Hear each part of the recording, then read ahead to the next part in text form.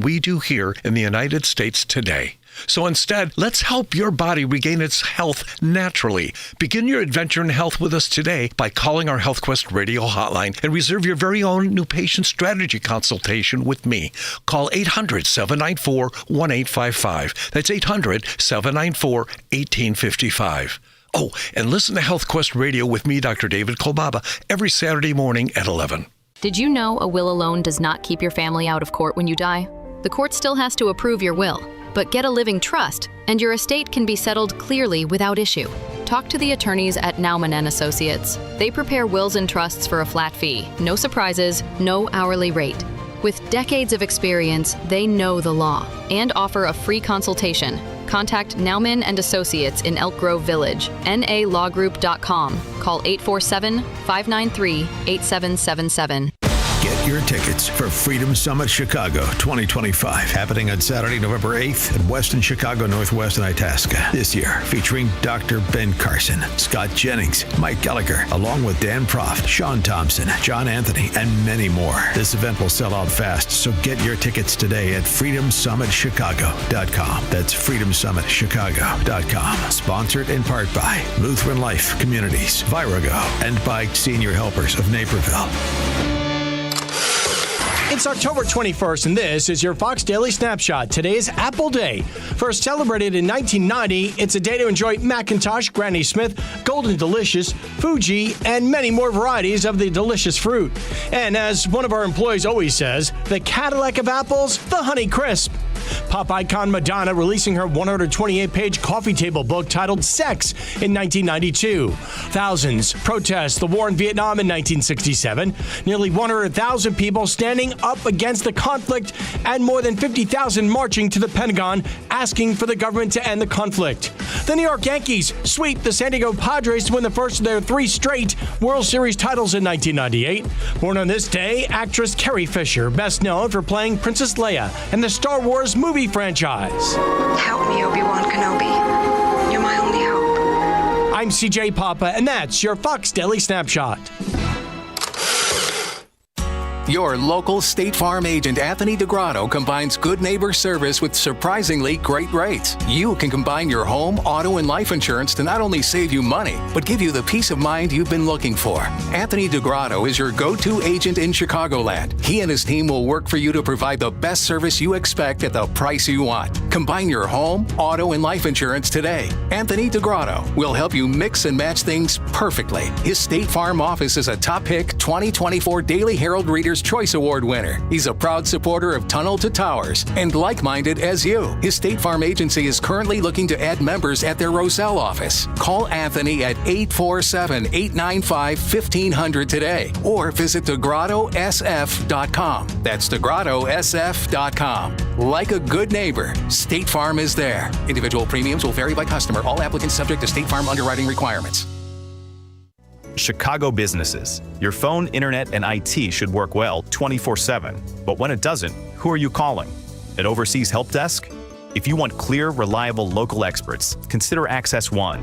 Access One has been powering Chicago businesses with secure, reliable IT solutions for over 30 years from our headquarters right here in the West Loop. Whether it's VoIP phones, dedicated internet, managed cybersecurity, cloud backups, or 24/7 support, Access One has you covered. Access One is Chicago-owned, Chicago-run, and serving thousands of companies from Naperville to the North Shore and everywhere in between. We're rated top 5% in customer satisfaction, a Better Business Bureau A+ rated business, and trusted by law firms, clinics, tech startups to manufacturers. Let's talk about making your IT work well. Call 800-804-8333 or visit AccessOneInc.com. That's AccessOneInc.com. Tech made personal, locally. Hello, my name is Dr. Michael Huber, co-developer of Virago, the immune enhancement cocktail. Did you know that the 23 natural ingredients in Virago are not only an immune enhancer, but also support and protect your heart, lungs, brain, and kidneys? These organs are negatively affected by numerous diseases such as diabetes, hypertension, and chronic inflammation. The natural ingredients in Virago, such as luteolin and fisetin, protect and improve the cognitive function in your brain. The uracilic acid in Virago protects and improves kidney functions, whereas quercetin protects and improves heart function. These are just a few of the natural ingredients that provide a synergistic effect. Virago, inspiring healthy choices. Boost your immune system with Virago. Order your bottle of Virago today. Order online at myvirago.com and use coupon code IMMUNE to save 30%. Maha and Virago, making America healthy again. Diabetes, high blood pressure, anxiety meds, everyone's on them. If you're a 50-year-old male, maybe a bit porky, and you may even have type 2 diabetes, $1 million of term insurance may only cost you about $200 a month. Call Term Provider. Speak with Big Lou at 800-367-2816. Big Lou will find a term life policy for you even if you have type 2 diabetes, are overweight, or have high blood pressure. Term Provider has helped thousands of people like you who think they can't afford term life insurance. To buy $1 million of affordable term life for you, all you need to do is call Big Lou at 800-367-2816. Lou will make sure the scales are tipped in your favor. Call 800-367-2816. Big Lou will answer your call and work to fit you into a term life policy that you can afford. Remember, Big Lou's like you. He's on meds too. Call 800-367-2816 or biglou.com. These days, people who are in pain are taking control of their health and looking beyond traditional medicine. Dan Proft here for my friends at QC Kinetics. People just like you are finding lasting relief without steroids, medications, or surgery here in Chicagoland at QC Kinetics. Here's how it works. Your blood contains tiny but mighty healing tools. At QC Kinetics, Dr. Caravelli and her team get to the root of where your pain stems and concentrates these natural healing tools in the exact location. By putting these natural elements to work, your body can revitalize joints, literally using your own power to heal. It's a simple injection, not a hospital stay. It's fast, all natural, and there's no downtime. So, if your back, knees, or shoulders are keeping you from enjoying life, call my proud sponsor, QC Kinetics, today and schedule a free consultation with Dr. Caravelli and her team. Call QC Kinetics now, 312-827-6261. Again, that phone number, 312-827-6261, 312-827-6261, and tell them I sent you when you do. Signature Bank is Chicago's fastest growing independently owned business bank. It's a bank where relationships still matter. Signature Bank knows your name and your story. I'm Dan Proft, and I know this because Signature Bank is my business bank. I'm Robert Anderson, president of McLaughlin Body Company in the Quad Cities, and a customer of Signature Bank. When our 100-year-old family-owned manufacturing company was looking for a new bank, we found an excellent partner with Signature Bank. Signature Bank understands the challenges with manufacturing in today's highly competitive environment. We recently participated in a new markets tax credit program, and we're fortunate to have the experts at Signature Bank help us navigate the complexities of this program. With Signature Bank's support, we were able to expand not only our facility, but ultimately our business. If you're looking for a trusted banking partner for your business, look to Chicago's own Signature Bank. Signature Bank is looking for their next success story. To learn more about turning your business vision into reality, visit signaturebank.bank. Signature Bank, helping local businesses succeed. Member FDIC, Equal Housing Lender. This is Alistair Begg, inviting you to sail with me next September 5th through the 12th, 2026, on the Deeper Faith Norwegian Fjords cruise. If you've never been to this picturesque part of the world, the sights are magnificent, and the glacier-carved cliffs demonstrate the grandeur of God's creative handiwork. Throughout the journey, I'll be teaching from the Bible.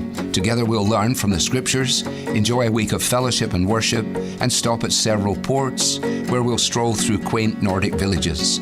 This is an opportunity to explore scenes you won't soon forget, all while forming new friendships with fellow believers from around the world. Cabins are limited, so call today at 855-565-5519 or visit deeperfaithcruise.com. 855-565-5519 or visit deeperfaithcruise.com. I hope to see you on board. Book today at 560theanswer.com/deeperfaith. What if the music stopped? If the familiar voices were silenced? If there were no breaking news updates? What if your companion and connection to your community came with a monthly fee? Don't worry, we're free local radio with you wherever you go, celebrating 100 years and looking forward to the next 100. We are broadcasters. Text radio to 52886 and let Congress know you depend on your local TV and radio stations. This message furnished by the National Association of Broadcasters. If you need custom boxes and crates, expert packing and crating, import-export transloading with heavy lift capability, the DC Group delivers. It all started 51 years ago with DC Export and Domestic Packing, the hard work of founders Dominic and Carol Cochamiglio. Their family's desire to exceed customer expectations, backed by an incredible team and loyal customers, is now driving expansion. From their humble roots in a garage-sized building to 100,000 square feet in the Chicago area, 45,000 in Greenville, and a new Houston facility, they're coast to coast. And their sister company, DC Transport, handles everything from container drayage to super heavy haul loads across North America since 1991. Whether it's packing and crating, transloading, transportation service, or trade shows, the DC Group delivers. Those that attended FabTech 2025, we'd love to hear from you. Get your quote now at dcexport.com. That's dcexport.com, your trusted logistics partner. Now, your official weather forecast. Today will be windy and cooler with more clouds rolling in, possibly bringing a couple of brief showers later in the day. Expect a high of 55. Tonight, there could be isolated showers early on, then it will remain mostly cloudy and windy. Temperatures will drop to a low of 44. I'm meteorologist Jason Caterina on AM 560, The Answer. Get the latest weather, traffic, and news updates online at 560theanswer.com. Portions of the following show may be pre-recorded. Now, from the Signature Bank Studios, this is Chicago's Morning Answer with Dan Proft on AM 560, The Answer.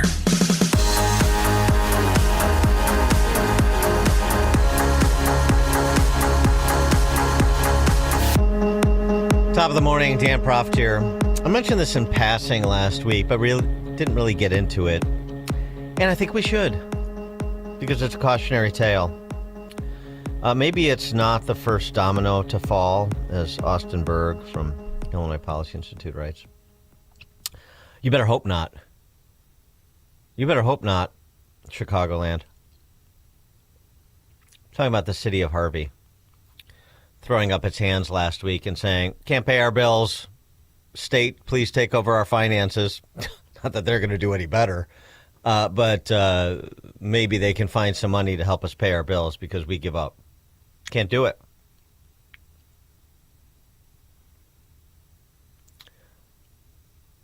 (2018) A piece in the South Cook News, one of the papers which I'm affiliated with, the fake newspapers. Really? April of 2018, 7 years ago, Harvey fire pensioners paid $1.1 million into fund, have collected $25 million. $1.1 million in, $25 million out. Pretty good ROI. I mean, not for taxpayers, for firefighters. I mean, you want to talk turkey? I respect first responders, go through all of the pro forma statements, and firefighters and police and so forth. But I also respect math. And apparently that's where I part company with some. The city of Harvey taxpayers have paid out nearly $25 million in pension benefits to 42 retired firefighters who contributed a collective $1.14 million to the retirement fund.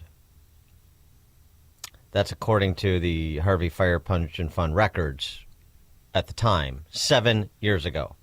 So when we tell you these stories, it may not happen tomorrow, may not happen next week, and by that time, it's all been forgotten. It's like, I can't believe this is happening in Harvey, or the city of Chicago, or the state of Illinois. And then it just sort of goes away, and then we revisit it, and it's worsening, and then it sort of goes away. And then at some point, people are shocked when the news comes out, as it did last week for Harvey, Harvey's given up. Tom Dreesen can't save them.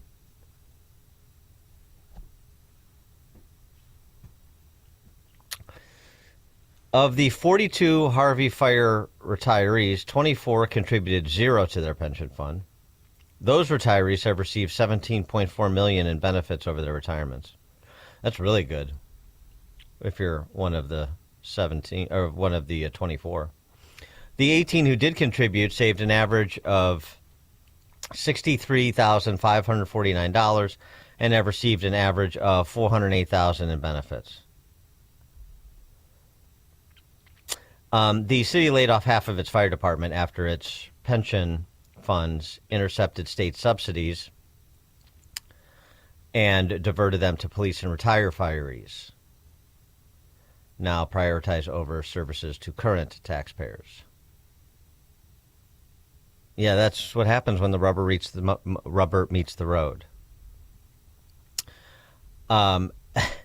Last year, this is 2018. So in 2017, Harvey property taxpayers contributed $1.85 million to subsidize the city's fire pension fund, which earned just $584,000 in investment returns, while paying $2.12 million in benefits. I don't think you need to be an actuary to figure out that math doesn't work for very long.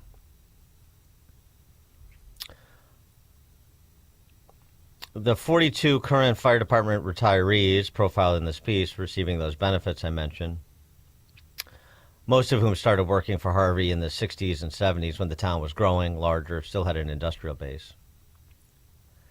It was a town of 35,000 in 1980. As of 2018, it was under 25,000. Today, about half of the 42 fire department retirees live outside of Illinois. Imagine that. Right? Retire in your 50s with that guaranteed pension and then parachute out to places like Arizona. 312-642-5600, turnkey.pro answer line. Angelo Marquez joined the Harvey Fire Department in 1973. Graduated 2 years later from South Suburban College in South Holland with an EMT certificate. Retired in 1994 at the age of 51, having paid zero into the firefighters' pension fund. That's according to the Illinois Department of Insurance. Estimates are that Marquez, who lives in Discovery at Star Valley, which is a community in Tucson, has collected $688,000 from Harvey taxpayers in his 24-year retirement. By the age of 81, he'll have collected $1.265 million. He paid nothing in. He retired at 51. Steve Sersky worked 30 years for the Harvey Fire Department before retiring in 2013 at the age of 53. A year later, he moved to Henderson, Nevada, outside Vegas, paying $321,000 for a 4-bedroom on a cul-de-sac, a block from the 12th hole at Chimera Golf Club. Sounds nice. He contributed $123,000 to the pension fund. After 5 years of retirement, he had already collected $303,000. Over a 30-year retirement, he'll collect $3.62 million. And so what's left of Harvey? What's the status? Well, I'll just give you a rundown. The firefighter fund has just 18 cents for every dollar it needs to pay liabilities, which total $58 million.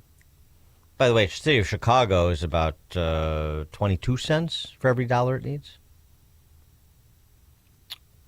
Police and fire. Illinois already confiscates 35% of Harvey's state-collected tax revenues, diverts it to pensions. Yeah, they don't do that to themselves, but they do that under IMRF to municipalities to ensure funding. The city laid off half of its public safety workforce in recent years in order to avoid debt payments. In part due to court-ordered property tax hikes to pay its bills, Harvey has some of the highest property tax rates in the country. 4.7% property tax rate as a percentage of home value, 17% for commercial property. Oh, you wonder why the industrial base isn't coming back? You wonder why property and residential property in Harvey is effectively worth zero? Harvey can only collect half of what it levies in property taxes because so many residents can't pay the bill. And so last week, they voted to certify unanimously as distressed. Can't keep the plates spinning anymore. So the state can create a financial advisory authority that can approve budgets, loans, contracts, and oversees the city's finances. Yeah, that's wonderful. Where are they going to come up with the money any better than Harvey did? Well, we'll see. The question is, if this is a first domino, and there are a lot of other communities not much more stable than Harvey, then you're going to run out of money at the state level to figure out essentially short-term bailouts for all these communities and all these unfunded pension liabilities, which is really what's weighting them down. And, you know, and the daisy chain associated with being unable to pay those pension obligations. And here again, with, again, I expect people to try to maximize their earnings, rules of the game that were set up by the politicians. I know all the arguments. I've repeated them back to you for years. But the problem is not skipping pension payments. The problem is the pension deals in Illinois are unfinanceable. They are too generous. At least unless you want a much higher state income tax, much higher taxes all around, and much fewer services. And the problem with doing that, of course, is that people with means are mobile and they leave. And so then it becomes a death spiral, which is exactly what Illinois has become. Pretty straightforward, actually, if you pay a little bit of attention.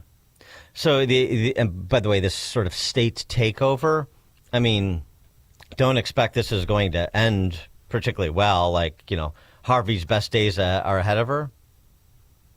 East St. Louis was under state oversight for 23 years. But the oversight never solved the underlying problem.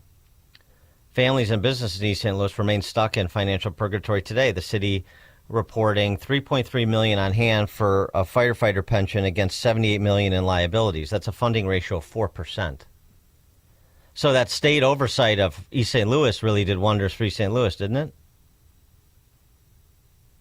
Oversight doesn't matter. Structural change is what matters because that's what's required. And just in terms of this being the first in a series of dominoes, Austin Berg writing, take Matson, where homeowners like Patricia Hill are getting pummeled. She bought her house in 2003 for $315,000. 2 decades later, the value had dropped to $215,000 with a $10,000 property tax bill. Jesus. She said, this is supposed to be the American dream for me and my family. I'm holding on to everything I can, but I'm losing because of this house. It's a nightmare. Take former Calumet School District Superintendent Troy Paraday. His pension is rich enough to buy a home, to buy a house like Hills every year in perpetuity and still have plenty left over. This is what we're talking about. The highest paid school district administrator in the state, this is Calumet City School District. This guy, Troy Paraday, $430,000. He was fired after an investigation into numerous allegations of misconduct, including deceiving the school board on financial matters relating to his comp, claiming the board gave him a 6% raise when it had not. Jesus. And accumulated comp time, which his contract did not allow for, but hey. Yeah. And of course, Illinois is not one of those states that give a real bankruptcy option to municipalities. You have to get state approval, and the state doesn't want to do that. Nobody wants to do that. Nobody wants to preside over bankruptcy because you wear the jacket. You're the mayor, you're the town officials, you're the legislators who pushed Harvey into bankruptcy. You're the ones who failed, even though the failure goes back many generations and it's just now fully realized, right? It happened gradually, and now we're at the suddenly point. Percent also rises. That's what's happening. But again, I'll tell this story and say, oh, it's Harvey. I don't live in Harvey, so what does it really matter to me? I don't live in Matson, so it really doesn't matter to me. Okay. I'll be gone from Illinois in time. Well, all right. But as I've said before, even people in professions I respect, teachers, firefighters, cops, obviously, state workers in general, government workers in general, I don't have any problem. I mean, not the make work, phony, baloney jobs, but like the real jobs. You know, it's the I got mine, you get yours. All the people living in Tucson and Dallas, Southwest Florida, Nashville, enjoying their state pensions. They got theirs. So if you're in your 30s or 40s and you were thinking that this was going to be the path for you, you may have to make other arrangements. And, you know, don't come belly aching to me when what happens to Harvey happens elsewhere. We've been talking about it on this show for the 10 years I've been here. I was talking about it for the 4 years I was at WLS. I was talking about it since, I don't know, the mid-90s when I got into politics in this state. And many others have too. And nobody wanted to listen because it wasn't at your front door. It's at Harvey's front door now. Ed in Elmhurst, you're on Chicago's Morning Answer. Yeah, again, this is non-sustainable entitlements, though. The Democrats have they went elections though, but it's a non-sustainable entitlements. The government workers will vote Democrats, mostly will vote Democrat workers. Will vote Democrats, I mean. Well, thanks for the call, Ed. Yeah, I hear you. You know, and try to convince people that making a promise you know you can't keep does not make you a good person. It makes you a bad person, actually, which is what the Illinois political class has been doing for a long, long time and continues to with the pension enhancement deal that was passed and Pritzker signed just this year. Oh, great people. They really care about cops and firefighters. No, they don't. Just the opposite, actually. Coming up at 5:38. A judge in Cook County okays arresting ICE officers. Now we check the headlines. Good morning. It is 50 degrees in Chicago on AM 560 The Answer. I'm Stace Keene in the AM 560 newsroom. Republican State Representative Chris Miller points to Illinois' bottom-tier ranking in a new Safest States America survey as growing evidence of how the state has become its own worst enemy. Illinois placed 36 overall in the Wallet Hub survey of all 50 states, with researchers analyzing 52 key indicators across 5 categories. The state placed 36th in emergency preparedness, 31st in personal and residential safety, 24th in workplace safety, and 19th in road safety rankings. Officials say many federal officers involved in immigration enforcement here in Chicago have body cameras, but expanding their use requires more funding from Congress. The issue was discussed at a hearing yesterday about tactics used in the Trump administration's crackdown in Chicago, which has led to over 1,000 arrests. This news report is sponsored by Staples. Your local Staples has hot deals and super low prices throughout the store on everything for your business. And right now at Staples, save up to $125 off your print order. Exclusions apply. Visit staples.com/print for details. Ends November 1st, plus save even more with the Easy Rewards program at Staples. Get your tickets for Freedom Summit Chicago 2025, happening on Saturday, November 8th at Westin Chicago Northwest in Itasca. This year, featuring Dr. Ben Carson, Scott Jennings, Mike Gallagher, along with Dan Proft, Sean Thompson, John Anthony, and many more. This event will sell out fast, so get your tickets today at freedomsummitchicago.com. That's freedomsummitchicago.com. Sponsored in part by Nauman and Associates, Scott Tucker Solutions Incorporated, and by Catholic Cemeteries of Chicago. Rising debt, stock market swings, and global shocks can affect your retirement. But even in this economy, there's still opportunity. Protect your retirement with a secure, tax-advantaged gold IRA. Instead of leaving a 401k or IRA at the mercy of markets, hold physical gold or silver. Real protection for your future. And Noble Gold makes it simple. Visit NobleGoldInvestments.com and chat with a specialist. The conversation is free, and the peace of mind is priceless. NobleGoldInvestments.com. Past performance may not be indicative of future results. Investing in precious metals involves risk. Consult your financial advisor before making investment decisions. Hi, Dan Proft here. Data shows that boys make up more than 1/3 of those exploited in the sex trade. However, there are virtually no services available to male victims and survivors of trafficking and exploitation. They are often overlooked, ignored, and left without support. For 35 years, Emmaus has been on the front lines of an issue most of us can hardly imagine, helping men and boys in Chicago escape the nightmare of human trafficking and rebuild their lives. On Friday, November 1st, you're invited to attend an unforgettable evening at the Emmaus 35th Anniversary Gala at Fisherman's Inn in Elburn, Illinois. Together, they'll celebrate faith, freedom, and restoration with a beautifully catered dinner, an inspiring program, and a silent auction, all to support the mission of rescuing and restoring survivors. This is your chance to do something that truly matters. Reserve your seat today, or if you can't attend, make a life-changing donation at streets.org. That's streets.org. Emmaus is restoring lives. Let's help them keep going. Visit streets.org. Ross Shaw talks about building income in retirement. You know, you can actually structure it in a way to have that $4,000 a month coming in the door every single month. So you don't have to look at the stock ticker and say, oh, the stock market's up today, stock market's down. You still got that $4,000 a month, and having that opportunity to take the vacations and do all the fun things in retirement that you always dream to do. Unleash your wealth, Saturday at 7 a.m. and 2 p.m. on AM 560, The Answer. If you want thick, healthy, gorgeous hair, then you need Hair Volume from New Nordic. Available online at Amazon and NewNordicUSA.com or in the hair care aisle at your local CVS. Now, your official weather forecast. Today will be windy and cooler with more clouds rolling in. Expect a couple of brief showers this afternoon with a high of 55. Tonight, there may be a shower in some areas early on. Otherwise, it will be cloudy and windy with a low of 44.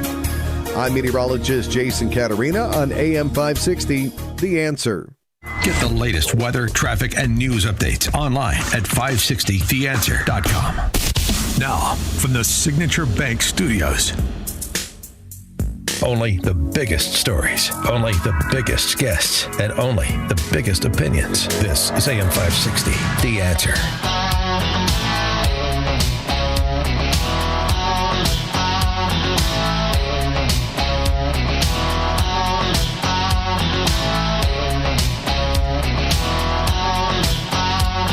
Top of the morning, Dan Proft here. So a Biden-appointed district court judge, I think it's in Cook County, he's Northern District of Illinois, but of course he's a federal district court judge. Jeffrey Cummings is his name. Oh, he goes way back. He and Obama represented Acorn back in the day, in the 90s. They're just a couple of hot shots right out of law school, ready to take on the world and community organize and all that. Mm-hmm. Okay. He ordered that ICE officers, U.S. District Court Judge Jeffrey Cummings, Northern District of Illinois, Biden appointee, ordered that ICE officers are barred from arresting migrants at courthouses if they don't have a warrant. And he ordered that federal law enforcement can be arrested if they violate his orders. What about some of these judges getting the same treatment as that judge up there in Milwaukee who tried to aid and abet the escape of a person in the country illegally? The judge's order, Jeffrey Cummings' order, aims to prevent collateral arrests of people who ICE officers discover are illegal on the spot. When ICE officers come across individuals who are here illegally by happenstance looking for someone they actually have a warrant to apprehend, and then they get the guy they have the warrant for as well as the other people they've discovered are here illegally, which, you know, does happen. I mean, what has Tom Homan said? About 70% of the apprehensions made are people on their list, as in this country legally, that they're searching out, people that pose public safety threats or national security threats, which is a public safety threat. As he said, because you won't let us do our work at county jails, we have to do our work in the neighborhoods. And if we come across somebody who is in violation of the law, then we're going to enforce the law. Pretty straightforward. But Jeffrey Cummings, U.S. District Court judge, doesn't think so. The fair administration of justice requires that courts remain open and accessible and that litigants and witnesses may appear without fear of civil arrest. Civil arrest?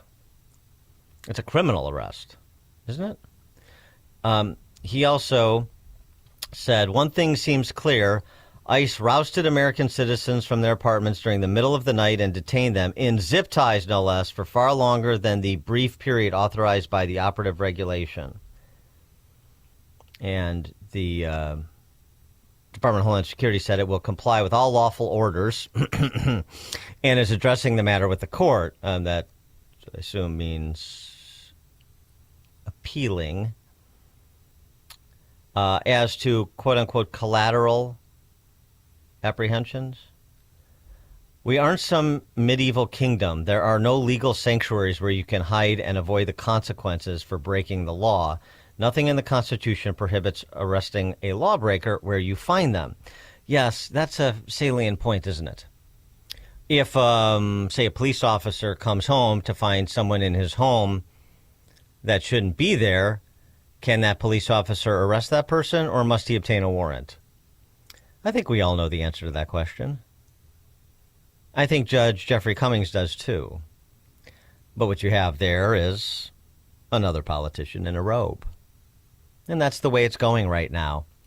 It's very interesting, the caricatures of ICE agents made by Jeffrey Cummings in the dicta in his order.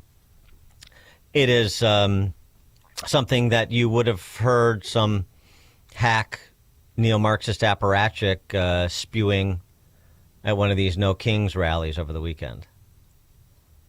But you're a jurist? Just from the courts, from the media, aiding and abetting the neo-Marxist politicos in making ICE the boogeyman here. They're the bad guy, federal law enforcement. And, of course, we saw that on display in many instances at those No Kings rally with many participants specifically targeting ICE with messages of violence. Because that's the other thing that the good judge, Jeffrey Cummings, is platforming with those kind of statements. Meanwhile, what ICE is actually doing, and by the way, I say this with the added lament that I think ICE's communications could be better. I think that I shouldn't have to search out all of the ICE activity. This should be readily available to me and to the public in general in terms of just pushing out the details of what they're doing and to whom they're doing it on a hourly basis. They got to up their game comms-wise. Flood the zones, meaning social media, with the information that people can pick up and respond to the demagoguery with actual evidence. There was an ICE raid conducted at an illegal alien gambling ring in Wilder, Idaho. ICE nabs 1,400 illegal aliens in Massachusetts, including rapists and murderers. Now we're getting somewhere. This is an operation, Operation Midway Blitz is Chicago. Operation Patriot 2.0 is Boston and Massachusetts. Both, sanctuary city, sanctuary state, same politicians as we have here. What's the difference between Michelle Wu and Governor Healy and Brandon Johnson and Governor Jay Bally's? Nothing. Suit size. The Patriot 2.0 Massachusetts included officers from ICE and removal operations Boston, ICE Homeland Security Investigations New England, partners with the FBI, Customs and Border Protection, ATF, DEA, and so on and so forth. 1,406 illegal aliens arrested between September 4th and September 30th in the greater Boston area. Every illegal alien we arrested during the operation was breaking U.S. immigration law. Hundreds were violent criminals who should have never been allowed to roam freely in our communities, and so forth. That's what they're actually doing. So, if you want me to, or what they try to do is get you to back down, hey, I'm a registered Republican, but this is just going too far. Actually, it's not. I haven't seen anything from ICE that I would say is going too far. I really haven't. Maybe there are instances, and I'm happy to call them out, just as I've previously called out instances we've discussed where domestic police officers went too far. They crossed the line into bad judgment or illegal conduct, and that should be called out. ICE officers are not above the law. But in terms of what this federal law enforcement agency is doing in conjunction with all these other federal law enforcement agencies, that's often lost in the discussion too. The collaboration here which I thought was something we used to like across the board, meaning across the political spectrum. Federal agencies working together, state and federal agencies working together to maximize resources, efficiency, impact, enhancing public safety. I thought that was a universal good. Apparently it's not anymore. But in terms of removing people here illegally, no, I'm not. I refuse to yield on anything that's happening. And for those that are persuaded by the sad sack stories, you are part of why we are here. How many times on the show have I said, I'm a pro-legal immigration guy, much more so than many Republicans and otherwise conservatives. I'm not a Fortress America guy. I don't oppose legal immigration. I don't want artificial caps on legal immigration.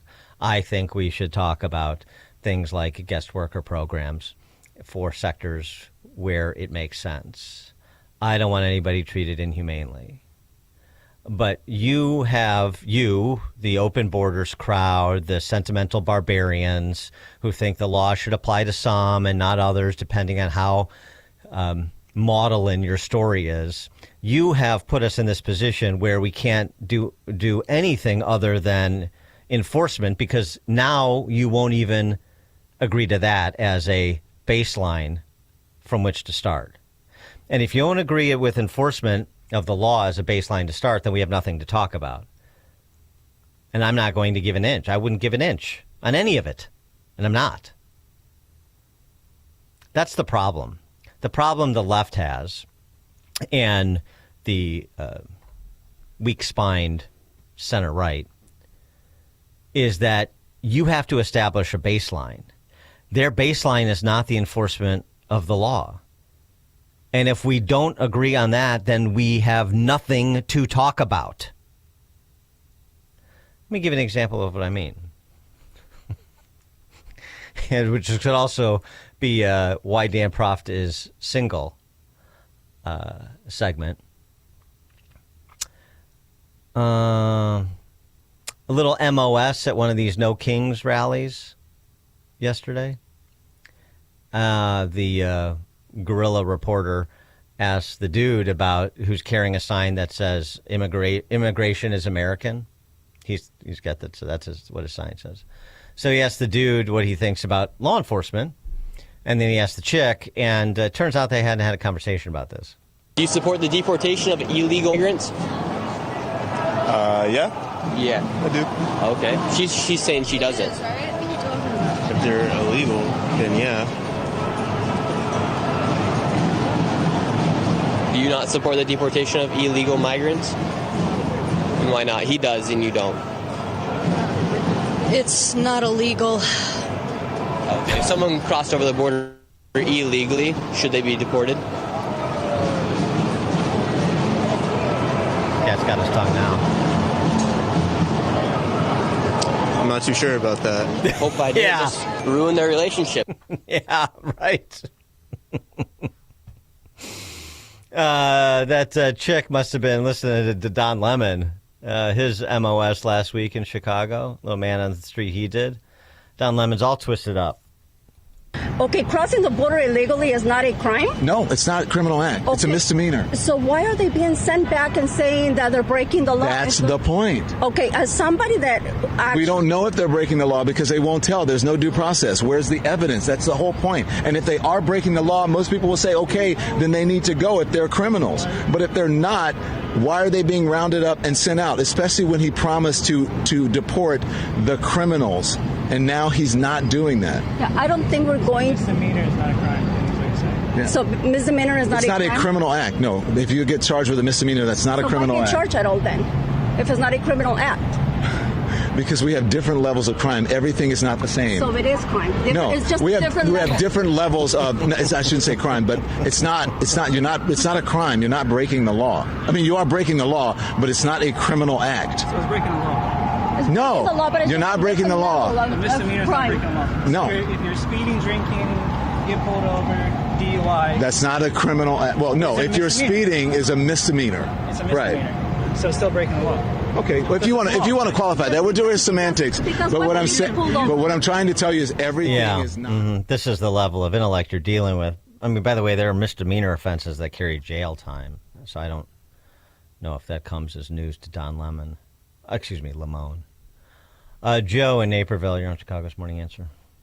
Yeah, talk about a constitutional crisis. This judge just making up law out of thin air, And I hope that they go in there and they do arrest somebody, and then the police officer arrests the ICE agent, because this way the police officer that arrests the ICE agent could be held accountable for obstruction, and that judge could be held accountable for obstruction and conspiracy for doing what he did. This is absurd.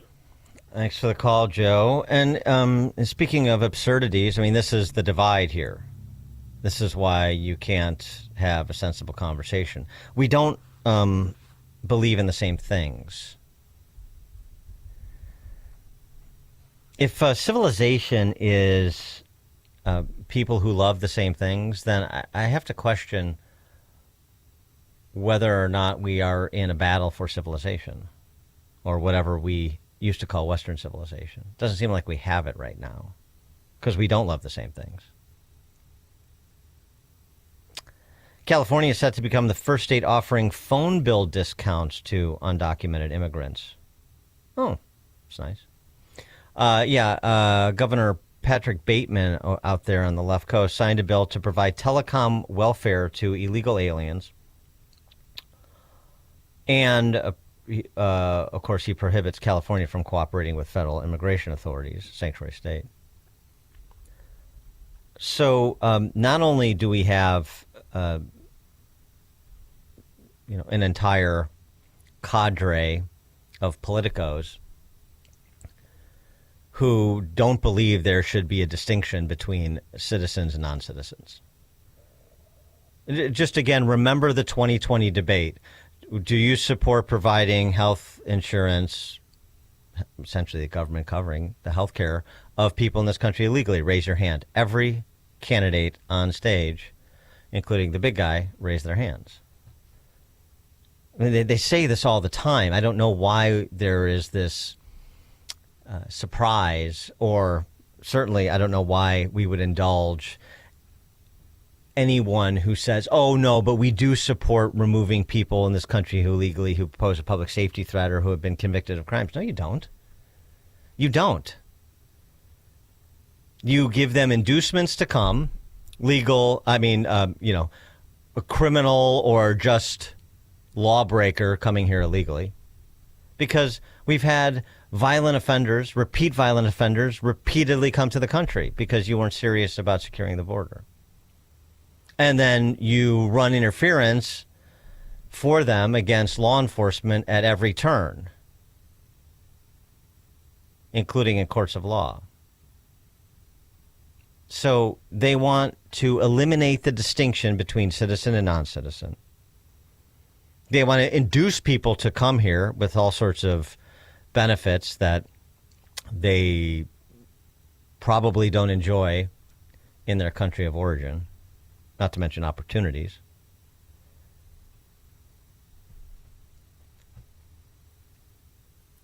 And they don't want the law enforced, really against anyone. They won't use the Tren de Aragua banger as their poster child, although, they're not unwilling to, in certain circumstances. Please see Abrego Garcia. I guess he's MS-13, but it's 601. They will call him a Maryland man until he's no longer useful, and then they'll move on. And then they just tell the apocryphal stories that get repeated even in courts of law, despite the lack of evidentiary support. Zip tying children, breaking up families, disappearing people, over and over and over again. So how do you deal with that level of dishonesty and promotion of anarchy? And really, an ends justify the means pursuit of political power. since that's what this is all really about. We're going to sit down at a table and find a middle ground on immigration law. Not with this crew, we're not. So I hope Republicans are up and down, not just the politicians, but including the politicians, of course. I hope they're hep to this reality now. They're making it more and more clear with each passing day, aren't they? Jay and Joliet. Good morning, Dan. Thanks a lot for taking my call. I just wanted to let people know. So I haven't been in a traffic court or anything else like that for like probably 15 years for a speeding ticket, but I had to go recently to Rockford. And when I was up there, I had to wait for at least probably a dozen people in front of me before I had to go and talk to the judge about the speeding ticket. And during that time, they had translating headphones for all of the people, literally every single person that was in front of me, to be able to speak different languages. Honduras, there was a German one, but a lot of Mexicans. And all of them, no joke when I say this, I was listening to the offenses. Driving without a license, driving without insurance, reckless driving, drunk driving, accidents, and they were all driving without no car or driver's license. And the judge, no joke, I kept on was blown away when I was seeing this. He just kept on saying, okay, well, you'll be under court supervision and off you go. Just no fines, don't ever drive again. You need to get your driver's license before you can legally drive. Just thank you. And just on their way, and there was a revolving door of over a dozen people. My jaw dropped the whole time going, they're just letting people who are actually admitting that they're illegally in this country and they're driving with no driver's license to go right back on the road. It's okay. Go ahead. You're all right. Thanks for the call, Jay. Yeah. Not to mention the states that are granting CDL licenses to people here illegally who don't really know how to drive an 18-wheeler, apparently. Don't really know how to read road signs in English, apparently. There was another one that Sean Duffy just posted, in addition to the horrific one in Florida on that turnpike, in which, of course, 3 migrants were killed by a person from India in this country illegally. But Sean Duffy just posted another one. Some truck driver stopped another truck driver for going the wrong way through a toll plaza on the freeway.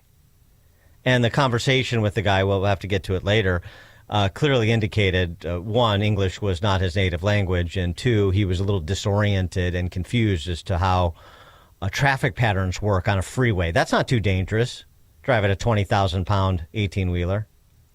It's remarkable. That's why I say, tell me where that middle ground is, if you don't believe in law enforcement. Coming up at 6:06, the great feminization. It is now 6 a.m. on AM 560 WIND, Chicago. Trying to keep the ceasefire in Gaza in place. I'm Dave Anthony, Fox News. That's Vice President Vance's goal, arriving in Israel a short time ago for talks following a flare-up of fighting over the weekend. And Hamas has still yet to turn over 15 dead hostages, but Fox's Trey Yingst in Tel Aviv reports one more has been returned. The body of one additional hostage was transferred to Israeli forces within the enclave, and it will soon be identified. So many families still waiting for answers in the aftermath of this ceasefire that was broken by Hamas over the weekend when they killed 2 Israeli soldiers. Israel retaliated with strikes targeting Hamas and also left dozens of Palestinians dead. A mass shooting might have been averted at Atlanta's airport. Fox's Todd Pyro has details. Officers say they were tipped off by the family of 49-year-old Billy Cagle, a convicted felon with quote-unquote mental challenges. The family telling police that he said on a social media live stream that he intended to shoot up the airport and he had access to a firearm.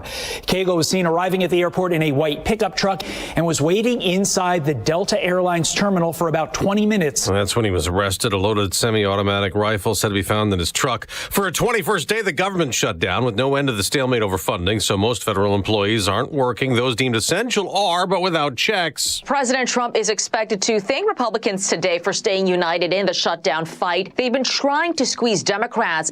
Now, Senate Majority Leader John Thune says he wants to vote on a bill to pay essential workers, and he's daring Democrats to vote against it. Fox's Madeline Rivera. Baseball's World Series is set. George Springer's home run led Toronto to the American League pennant, giving the Blue Jays a lead they held on to beat the Seattle Mariners 4-3 in a Game 7 on Fox. Toronto will next play the defending champion LA Dodgers. The World Series starts Friday. America's listening to Fox News.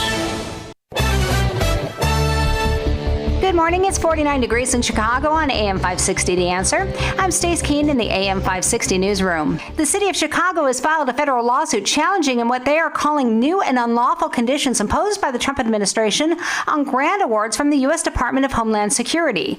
The lawsuit seeks to protect tens of millions of dollars in critical funding that supports Chicago's ability to prepare for and respond to emergencies, including terrorism, public safety threats, and natural disasters. Mayor Brandon Johnson said, quote, Chicago will not stand by while the federal government weaponizes emergency funding to attack our values. And ICE and Border Patrol officials have testified in federal court about their use of force in Chicago. Fox's Jeff Manasso reports. Border Patrol and Immigration and Customs Enforcement leadership expected to answer questions in federal court here in Chicago over whether agents violated a court order by using tear gas last week during a tense immigration crackdown when agents were assaulted. That after a federal judge temporarily barred disbursement tactics. The same judge last week also ordered agents to turn on body-worn cameras during ICE action here. Meantime, an investigation is also underway in Bolingbrook in suburban Chicago after federal agents were allegedly assaulted Sunday while trying to make an arrest. In Chicago, Jeff Manasso, Fox News. Republican State Representative Chris Miller points to Illinois' bottom-tier ranking in a new Safest States in America survey as growing evidence of how the state has become its own worst enemy.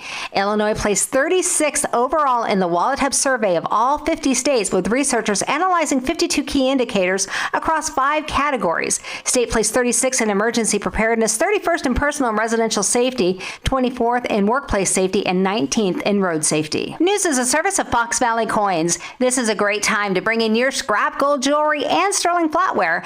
Cash or check offered on the spot. FoxValleyCoins.com. A check of the roads is coming up in 2 minutes on AM 560, The Answer. Get your tickets for Freedom Summit Chicago 2025, happening on Saturday, November 8th at Westin Chicago Northwest and Itasca. This year, featuring Dr. Ben Carson, Scott Jennings, Mike Gallagher, along with Dan Proft, Sean Thompson, John Anthony, and many more. This event will sell out fast, so get your tickets today at freedomsummitchicago.com. That's freedomsummitchicago.com. Sponsored in part by Aid for Women, Breakthrough Ideas, and by Attorney Stephen A. Leahy at Opum Tax Advocates. Sign up for the AM 560 Answer Advantage to get early alerts on event ticket sales, special discounts, and contest opportunities. Sign up today at 560theanswer.com/advantage. Your local State Farm agent, Anthony DeGrotto, combines good neighbor service with surprisingly great rates. You can combine your home, auto, and life insurance to not only save you money, but give you the peace of mind you've been looking for. Anthony DeGrotto is your go-to agent in Chicagoland. He and his team will work for you to provide the best service you expect at the price you want. Combine your home, auto, and life insurance today. Anthony DeGrotto will help you mix and match things perfectly. His State Farm office is a top pick 2024 Daily Herald Reader's Choice Award winner. He's a proud supporter of Tunnel to Towers and like-minded as you. His State Farm agency is currently looking to add members at their Roselle office. Call Anthony at 847-895-1500 today or visit DeGrottoSF.com. That's DeGrottoSF.com. Like a good neighbor, State Farm is there. Individual premiums will vary by customer. All applicants subject to State Farm underwriting requirements. It's Cybersecurity Awareness Month, and LifeLock is here with tips to help protect your identity. Use strong passwords, set up multi-factor authentication on your accounts, report phishing, and update your software on all your devices. And for comprehensive identity protection, LifeLock is your best choice. LifeLock not only alerts you to suspicious uses of your personal information, but also fixes identity theft, guaranteed, or your money back.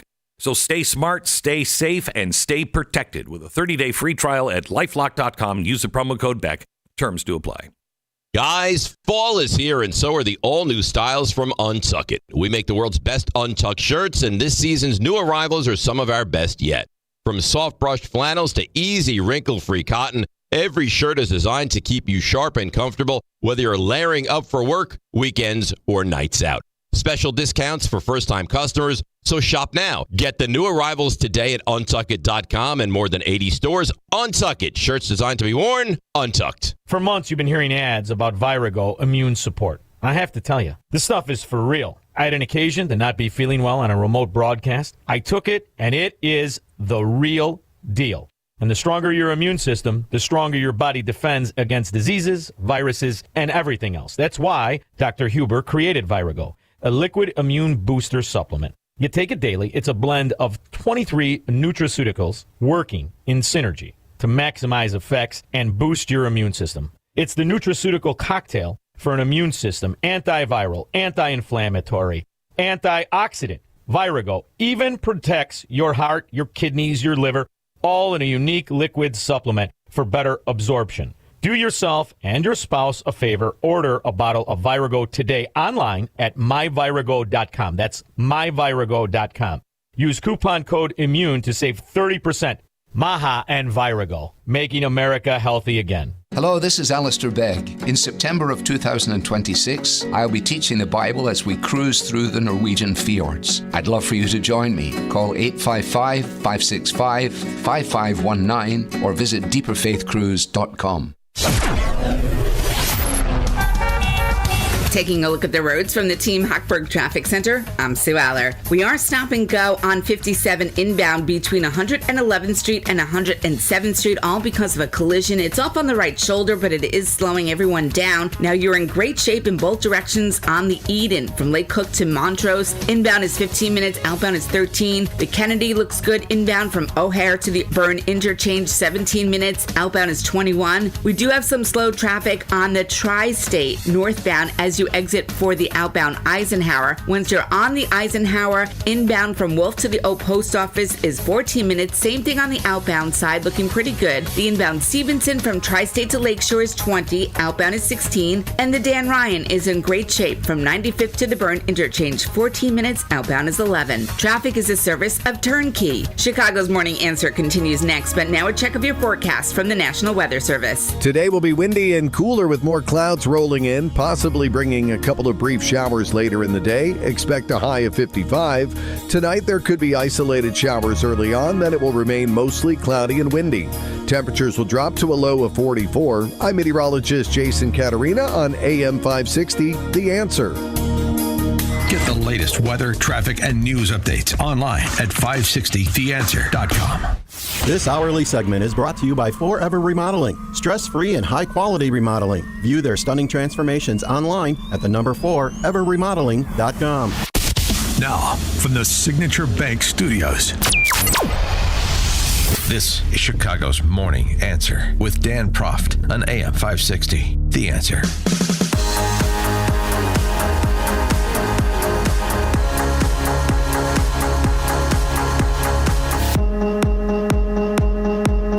Top of the morning, Dan Proft here. First question and then a resolution for discussion. From the ongoing No Kings fallout. What does this represent? Adam Schiff and Cory Booker. This is what democracy looks like. This is what democracy looks like. This is what democracy looks like. This is what democracy looks Woo! like. And they were embraced at the time, and then I understand, they went off and were later found in flagrante delicto. What does that represent? What does this represent? I'm guessing 30-something, morbidly obese chick with 2 sons, heading out to the No Kings rally in Maine, celebrate her birthday. And this is what she had to say. You gotta grab a gun. We gotta turn around. Boy, this is a deep voice. This is her. So this is your birthday, so you came out on your birthday, you thought it was important. Tell me why. Absolutely, because I have 2 little boys who deserve a bright future of freedom and democracy. And this is a nightmare that I'm living in, and I'm here to make a difference and to be loud and proud. And there's no other way I'd want to celebrate my birthday than with my parents and my best friend fighting for our country. So for a birthday present, what do you hope happens? You wake up tomorrow morning. I hope that I see the obituary that we're all waiting for tomorrow. That's what I hope for. You wishing that President Trump is dead? Yes, absolutely. Okay. Absolutely. Absolutely. Okay. Absolutely. She's almost to tears talking about going to this rally, and then it's wishing death on the president with her screwball friends. What does that represent? 312-642-5600, turnkey.pro answer line. This was Daily Signal interviewing some, older broad who is probably in her mid-60s, pretending she's in her late 40s. She's like central casting for your lakefront goo-goo, your Wilmette, Harridan. We need to get ourselves together, and we might even need to be a little bit meaner, because the Republicans don't mind being mean. And by mean, what do you mean? Do you mean protesting? Do you mean... Maybe we have to, stop being so nice. Because you seem like a pretty nice lady. I'm a pretty nice lady, but I can be pretty mean, too. Okay, and I have to ask this because people on the other side are going to say that they feel like the Democrat Party has been mean. Recently, with Charlie Kirk being assassinated, He's a piece of garbage. Of course we were mean. I am so tired of people saying, oh, but, it's a terrible thing. No, Hitler is dead. I'm glad Hitler's dead. Evil people have no place in my world. He was a hateful human being. It was disgusting, the things that he said and did. I don't have time for that. I'm sorry. I have to point my energy in other directions. What does that represent?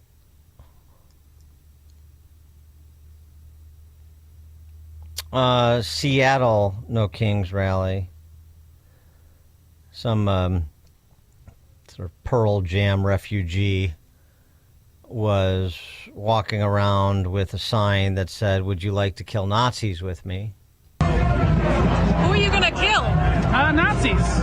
Who do you define as a Nazi? What do you mean? It's pretty... In this context, who's a Nazi? Stephen Miller's a Nazi. So you're going to kill Stephen Miller? If I had a chance, yeah, I would. I don't know if that's something I'd say on camera, bro. What does that represent?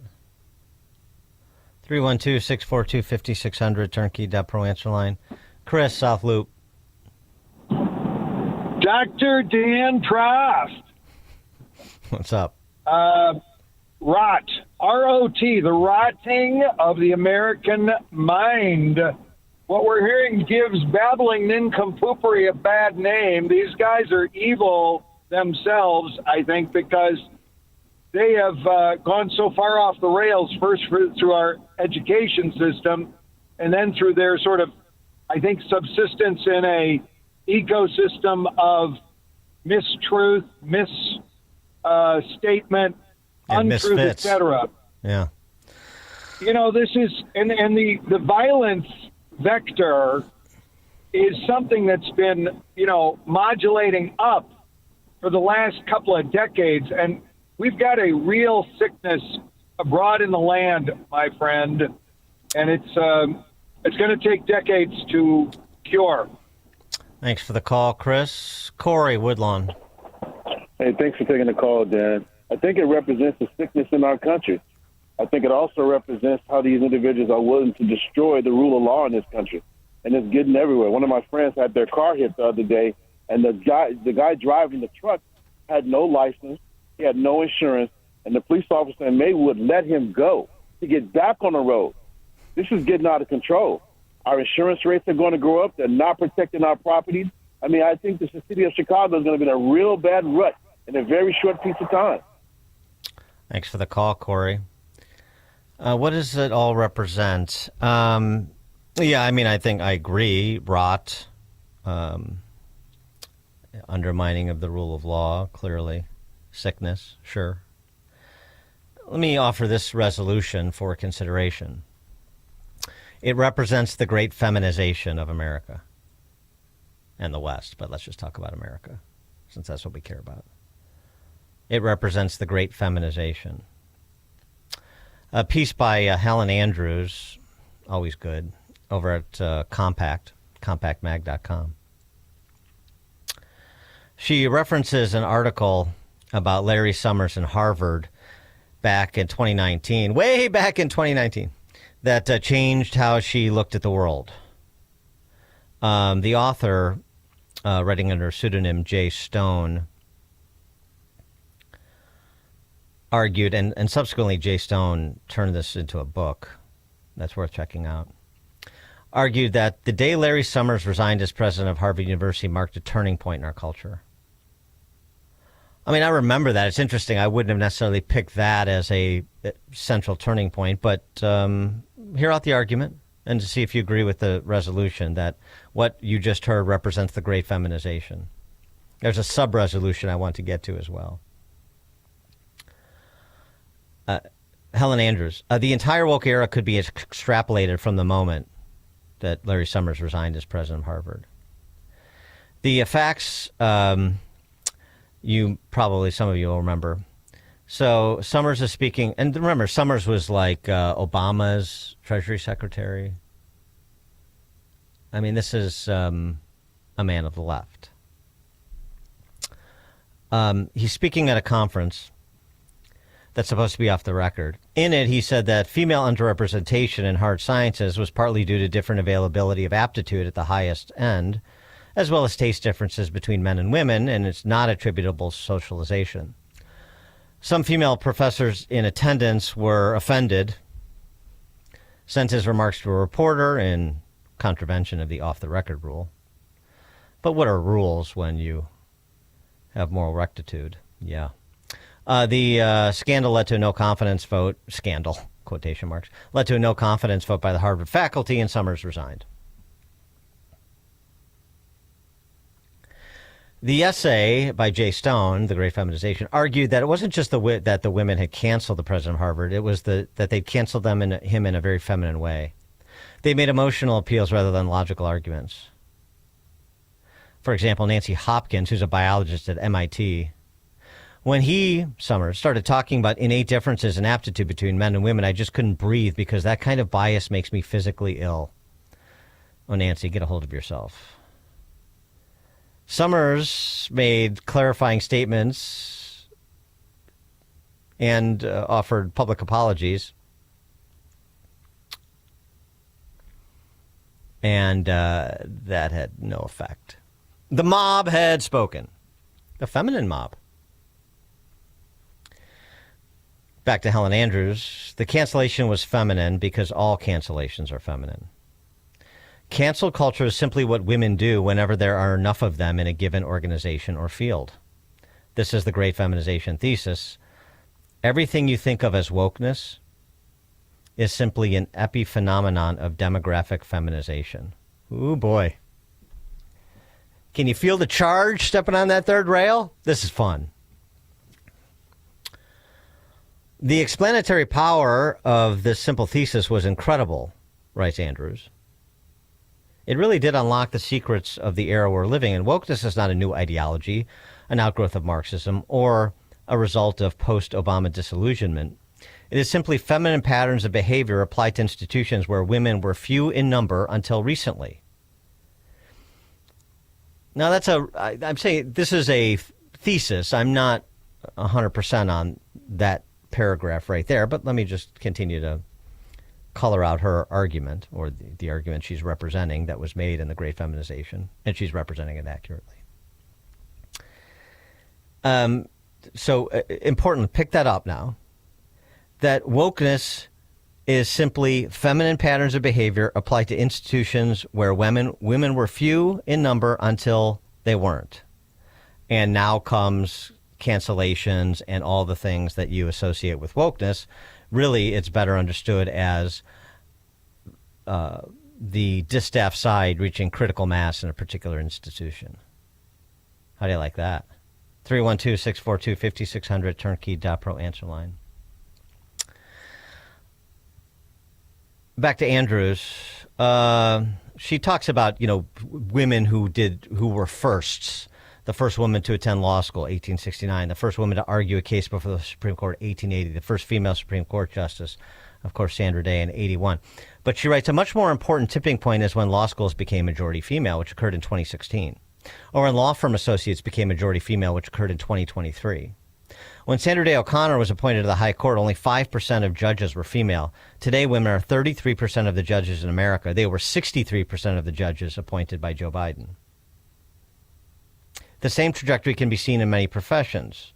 A pioneering generation of women in the 60s and 70s, increasing female representation through the 80s and 90s, and gender parity finally arriving at least in younger cohorts in the 2010s or 2020s. For example, in 1974, only 10% of the New York Times reporters were female. The New York Times staff became majority female in 2018. Today, the female share is 55%. Medical schools became majority female in 2019. Women became a majority of the college-educated workforce nationwide in 2019. Women became a majority of college instructors in 2023. Women are not yet a majority of managers in America, but they might be soon. They're now 46%. Wokeness arose around the same time that many important institutions tipped demographically from majority male to majority female. The substance fits too, writes Andrews. Everything you think of as wokeness involves prioritizing the feminine over the masculine. Empathy over rationality, safety over risk, cohesion over competition.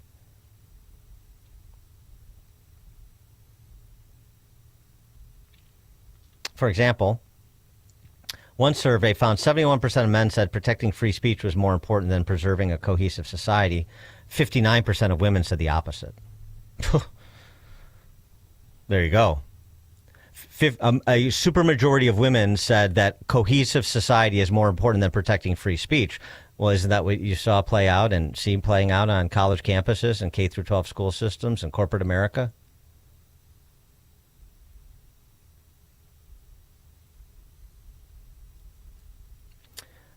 Back to Andrews. Female group dynamics favor consensus and cooperation. Men order each other around, but women can only suggest and persuade. Any criticism or negative comment, if it absolutely must be expressed, needs to be buried in layers of compliments. I love that line. Think about that. That's just so wonderful. Can't have a direct conversation. Yeah, first come the compliments, and then the carefully placed constructive criticism. The outcome of a discussion is less important than the fact a discussion was held and everyone participated in it. That's the feminization. The most important sex difference in group dynamics is attitude to conflict. In short, men wage conflict openly while women covertly undermine or ostracize their enemies. She provides a good example of this. Barry Weiss, in her letter of resignation from the New York Times, described how colleagues referred to her in internal Slack messages as a racist, a Nazi, and a bigot. And this is the most feminine part. Colleagues perceived to be friendly with me were badgered by coworkers. Weiss once asked a colleague at the Times opinion desk to get coffee with her. The journalist, a biracial woman who wrote frequently about race, refused to meet. This was a failure to meet the standards of basic professionalism, obviously. It was also very feminine. Men tend to be better at compartmentalizing than women, and wokeness was in many ways a society-wide failure to compartmentalize. Traditionally, an individual doctor may have opinions on the political issues of the day, but he would regard his professional duty to keep those opinions out of the examination room. Now that medicine has become more feminized, doctors wear pins and lanyards expressing views on controversial issues from gay rights to Gaza. They even bring the credibility of their profession to bear on political fads, as when doctors said Black Lives Matter protests could continue in violation of COVID lockdowns because racism was a public health emergency.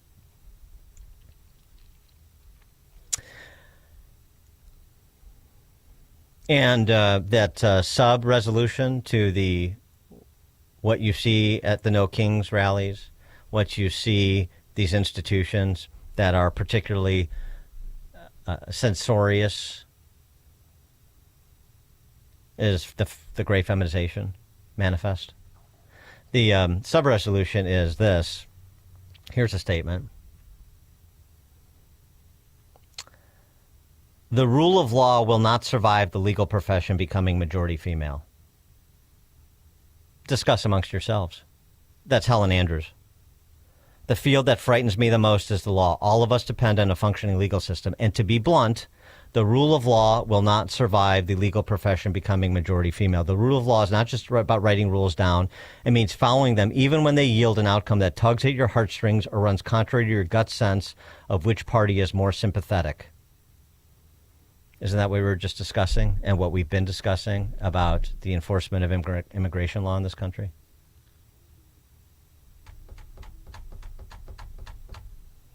Fear not.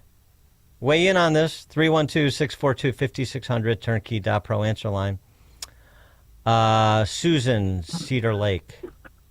Wow, what a great piece, Dan. That's so true. As a woman, something, isn't it? Agree. Wow, that's so interesting. You know, these women, I watched several videos of the women, the one with the Charlie Kirk with the gun to the neck, overweight, homely, miserable. The one who said she wanted to see Trump's obituary, overweight, homely, miserable. She was crying. I mean, these people need help. And this is the only place they fit in society, is this angry mob type of behavior. They don't fit in. They don't have any friends. This is where they fit in. They're loud. They're angry. They're emotional. So, let's all get together, and the scapegoat is Trump. It's just, I'm starting to see, how that's where they fit in. They don't fit in anywhere else, Thanks for the call, Susan. Greg Schomburg. Hi, Dan. 2 quick points to the breadth of everything you've just put on the table. First of all, to respond to your last point, in listening to and watching YouTube videos, I am struck at the number of women judges that make up our court system. It's like you never see a male judge anymore. And the thought, as someone as the father of 2 sons and now a grandson, I wonder where my guys are going to go. Okay, so that's to the gulag, probably. Yeah. Yeah, right. My second point is this. In response to the woman that you played that made the comment about Charlie Kirk, and then you ended that thought with, what is this? What this is basically the 2 worldviews of the God view versus the non-God view, or the state view and the Marxist view.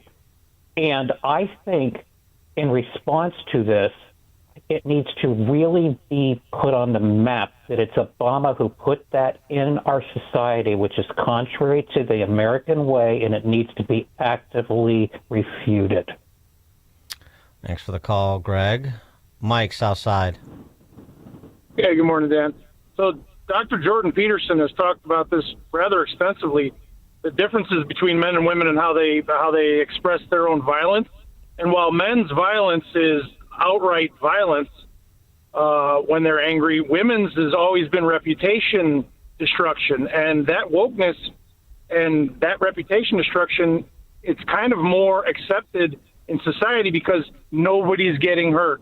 But everybody's getting hurt. It's just we allow for it, whereas men's is just openly, nobody wants that.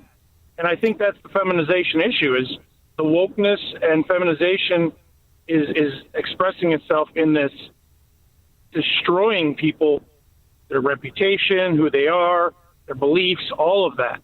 I think it coincides completely with their makeup mentally. Thanks for the call, Mike. I mean, just a closing thought from Helen Andrews. I'll post the piece. I do recommend it. She writes, the problem is not that women are less talented than men, or even that female modes of interaction are inferior in any objective sense. The problem is that female modes of interaction are not well suited to accomplishing the goals of many major institutions. You can have an academy or an academia that is majority female, but it will be, as majority female departments in today's universities already are, oriented toward other goals than open debate and the unfettered pursuit of truth. And if your academia doesn't pursue truth, what good is it?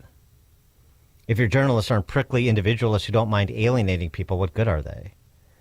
If a business loses its swashbuckling spirit and becomes a feminized, inward-focused bureaucracy, will it not stagnate?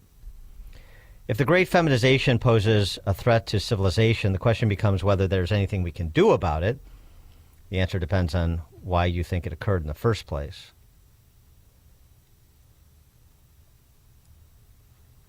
Dan Proft, Chicago's Morning Answer. This is the morning show more Chicago radio listeners are choosing This is Chicago's Morning Answer on AM 560. The Answer.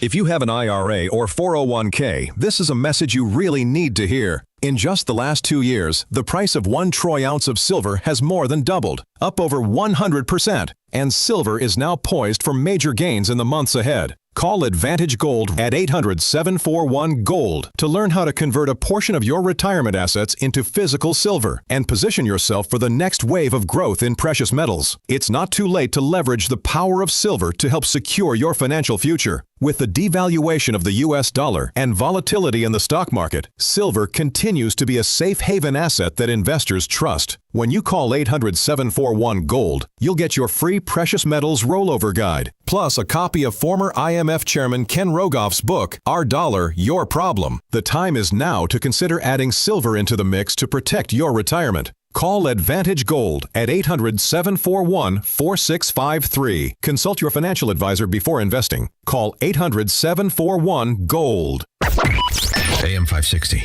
Answer. Speaking of cautionary tales, France is one, and it relates to our running discussion on immigration law enforcement. We'll discuss that at 6:36, and KJP is back. I'm Mr. So. Now we check the headlines.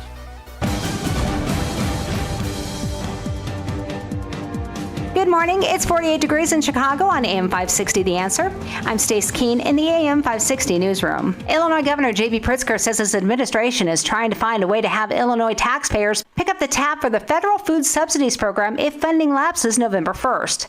Officials with the federal government told all states that funding for the Supplemental Nutrition Assistance Program, or SNAP, will end on November 1st if the government shutdown persists. Governor Pritzker says he's looking at how the state can cover the tab. We're looking at ways that we might be able to at least augment what they're not going to get. Some of that help could be to food pantries.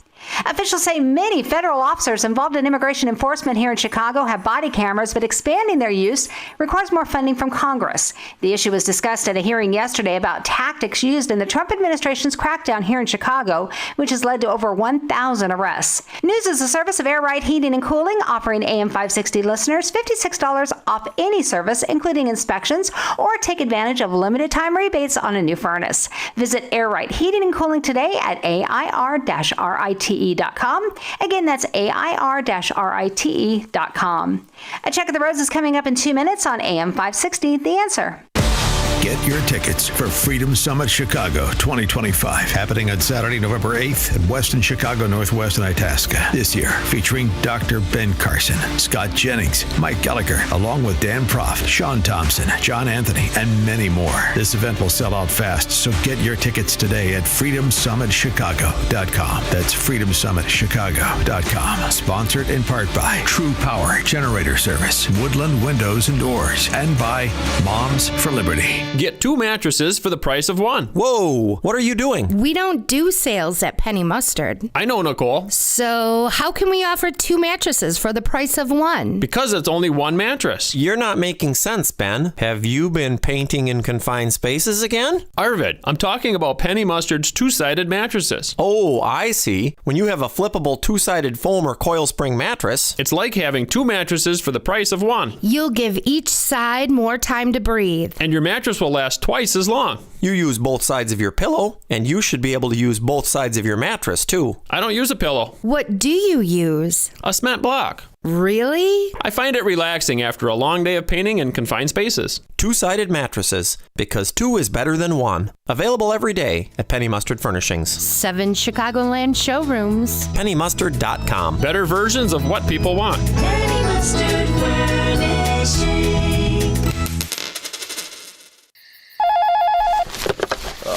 Hello? Sir, this is Officer Peterson.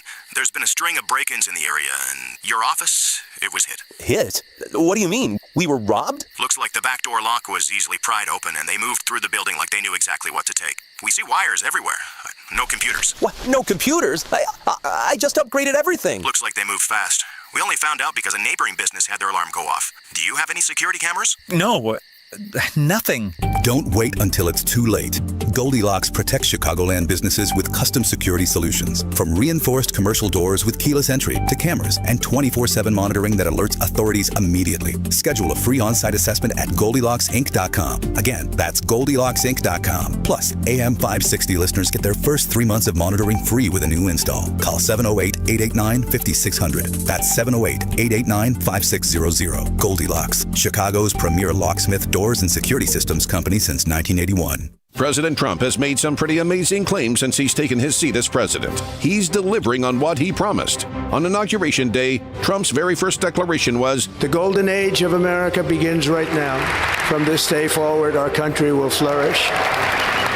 Consider this. Since the election, gold has shot up hundreds of dollars per ounce, shattering all-time record highs. Fox Valley Coins does not pretend to know the future, but they do know that if you're buying or selling gold or silver, they are the place to do it. These are some of the top reasons people choose a dealer. You want a national dealer with a local presence you can deal with face-to-face. You want a large selection, the best prices, and great service. You want to walk in with cash and walk out with the best product. You want to deal with legacy dealers with integrity. Whether buying or selling or just one valuation, Fox Valley Coins is your answer for choosing a dealer. Visit Fox Valley Coins, 1 light north of I-88 on Route 59 at the Naperville-Warrenville border. FoxValleyCoins.com. Family-owned integrity since 1981. Eggland's Best. The only eggs with more fresh and delicious taste, plus superior nutrition. Eggland's Best. Better taste, better nutrition, better eggs.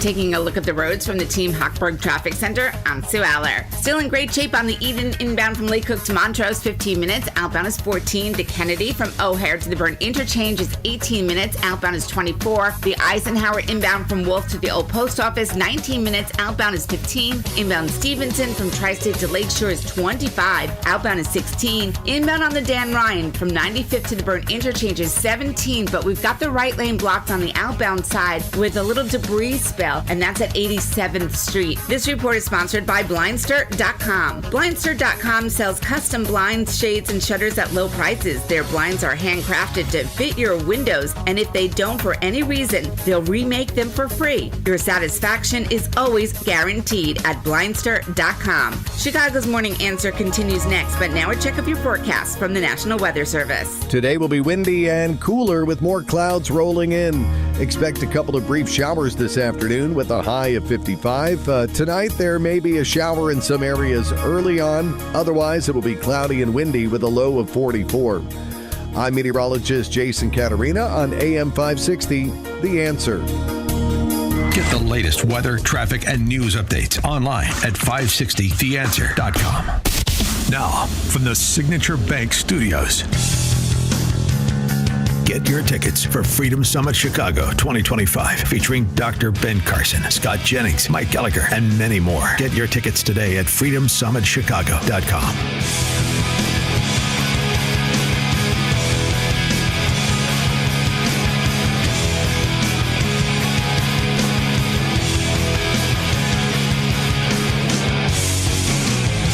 Top of the morning, Dan Proft here. I don't want to not get KJP in, so let's address her today, or right here today.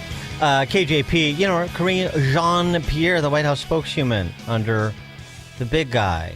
She has returned, and the Raggedy Ann lid is gone. She's sort of reinvented herself. She was on CBS this morning. She's making the rounds. I know she had that book, whatever it was called.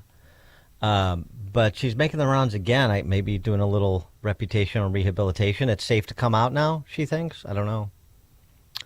But she was pressed again by Gayle King and the girls on CBS Mornings about how she failed to discern any cognitive decline.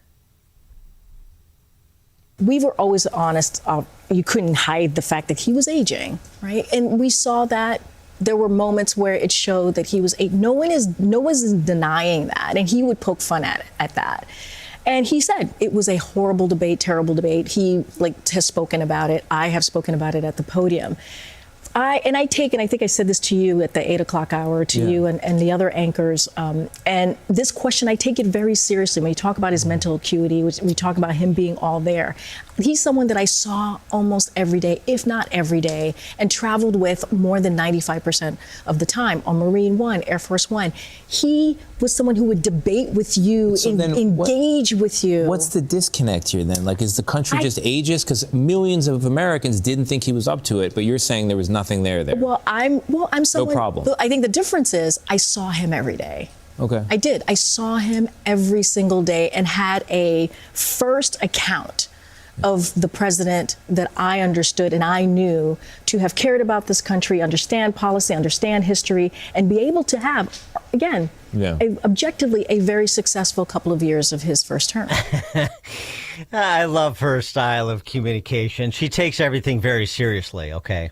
So just know that whatever you've contemplated, she has deeply reflected on as well, because she takes everything so seriously, particularly that. She's a serious person who takes serious things seriously because she says so. And she's sticking with the story. Everybody's sticking with their story. Tapper was hornswoggled by senior level people in the Biden administration who conspire to defraud the well-intended D.C. press corps as represented by Jake Tapper. Not his problem, their fault. KJP, and I'm sure you would get the same from Ali Mayorkas, not the Joe Biden I knew, not the Joe Biden I saw every day. So, you saw him in a debate, you saw him at this presser or that event. I saw him every day, and he was probing and exacting. He was dizzying with his policy knowledge and historical context that he applied to policy discussions. It was a withering exercise because he's such an intellectual dynamo. And Jill Biden will say he's still a tiger in the sack. Everybody is keeping up appearances. And you get an amusing anecdote to, help round off the edges. Let's not get chippy with one another. You even write, Karine, that you were on the plane with him going to the debate, and you didn't see anything. Well, when we were to on Air Force One going to the debate, you got to remember his campaign people were on the team, his family was on the team. I actually was one of those rare trips that I didn't really see him until after the debate, even though I was on the plane. So really, I want everybody to know that I take this question incredibly seriously. I do. Yes. I was his White House press secretary, which means I had a role that saw him practically every day and traveled with him. And you saw nothing. For more than 95%. We've always said we're not going to say, oh, he didn't age. He aged, and he poked fun at it. We always owned up, and with age comes what happens when you get older, which is but when we talk about the mental acuity, and again, I take this very, very seriously. I never saw anyone who wasn't there. I saw someone who was always engaged. I saw someone who understood policy, pushed us on the policy, and also understood history. And there were times, I'll tell you the story, there were times where he would call me into the Oval Office, and I would be like, oh no, because I knew whatever he was going to ask me was going to be direct, was going to be about a story he read, about how we're pushing back, how we're pushing a message forward. No, not I don't, going up against the dizzying prowess of Joe Biden on policy and history, how we're messaging. Oh, no, not again, Mr. President. I don't have the mental chops to engage you. I can't operate at the level you're operating on. Yeah. Okay. All right, KJP. I get it. You're sticking to your story. It's a wonderful display of loyalty, if nothing else, I suppose. She'll stay on Jill Biden's Christmas card list, whereas Kamala, maybe not so. Got a little bit more unfriendly on the Bulwark podcast. This is Bill Kristol's rag. Tim Miller, Bulwark, who's, of course, on their side policy-wise, because the Bulwark is run by Weekly Standard refugees who are now leftists. It's been a wild decade. KJP squaring off with Tim Miller, trying to sell the same bill of goods that she was selling on CBS Mornings. By the way, that question, too, about, we always acknowledge he was getting older. Yes, no, we acknowledge the existence of time. Thank you. The football player, former football player, is on CBS this morning when he says, which means, like, he was aging. Yeah, which means what? People age, but that doesn't mean they lose their mental faculties or they are incompetent for a particular post. That's the issue. Not that time exists and it has an impact on Joe Biden like it does all of us. KJP. So that's number one. My job was to speak to what the decision he made in the sense of continuing, trying to lift up the policies and the legislative wins that we did have. We did have legislative wins. Sure, and he didn't talk about them that well, though. He couldn't talk about them. He wasn't campaigning. No. Wait. First of all, he did talk about them. Whether it broke through or not, he did. Tim, he did talk about. I mean, he talked way less to the press than Donald Trump does. Way less. And he wasn't out there at all. He wasn't good off the cuff. He wasn't doing press conferences. Let's just be real. Like, he didn't do the paid events. Tim, that's not true. Tim, you're conflating all of it. That's what you're doing.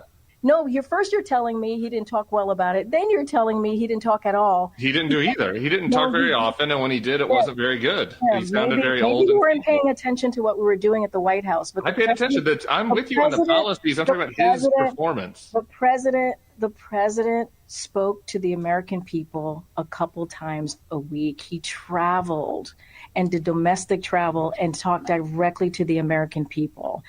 We are talking about a time politically that is incredibly partisan. It is hard. It's hard to break through any messaging. And it was an incumbency as well. What? The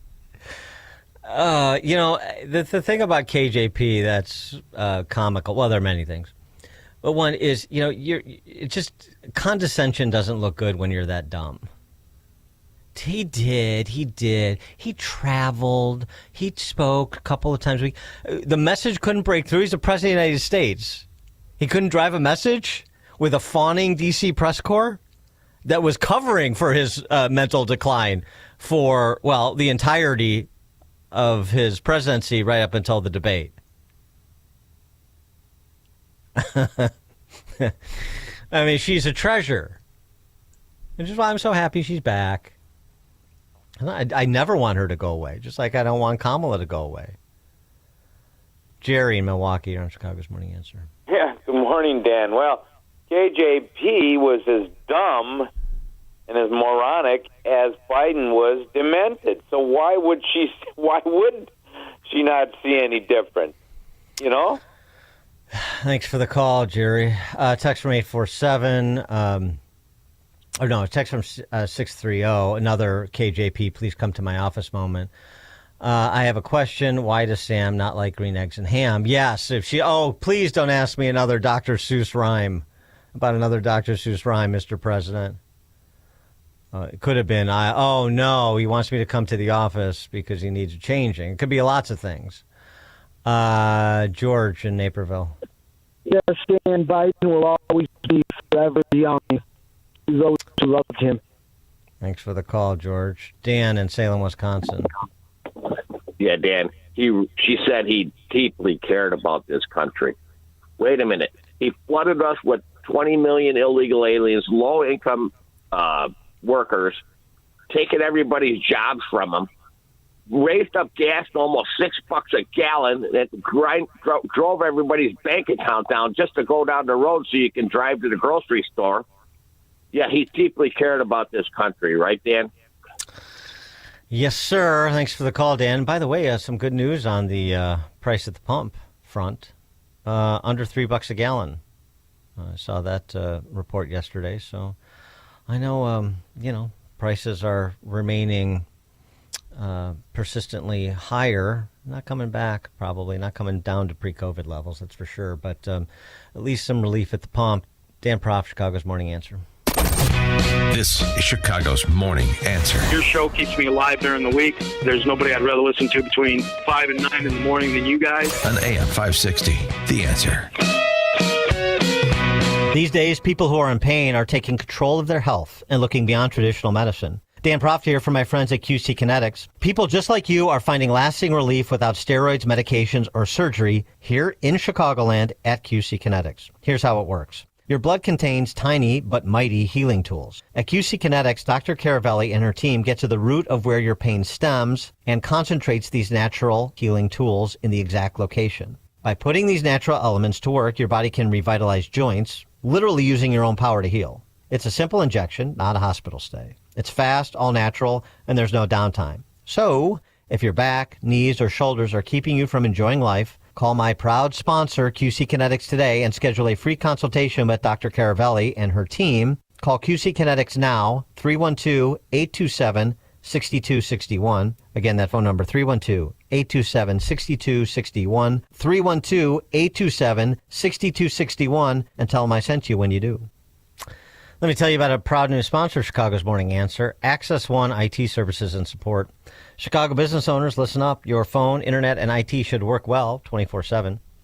But when it doesn't, who are you calling? An overseas help desk? Don't do that.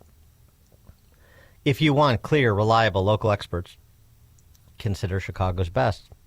That's Access One. Access One has been powering Chicago businesses with secure, reliable IT solutions for more than 30 years from the headquarters in the West Loop.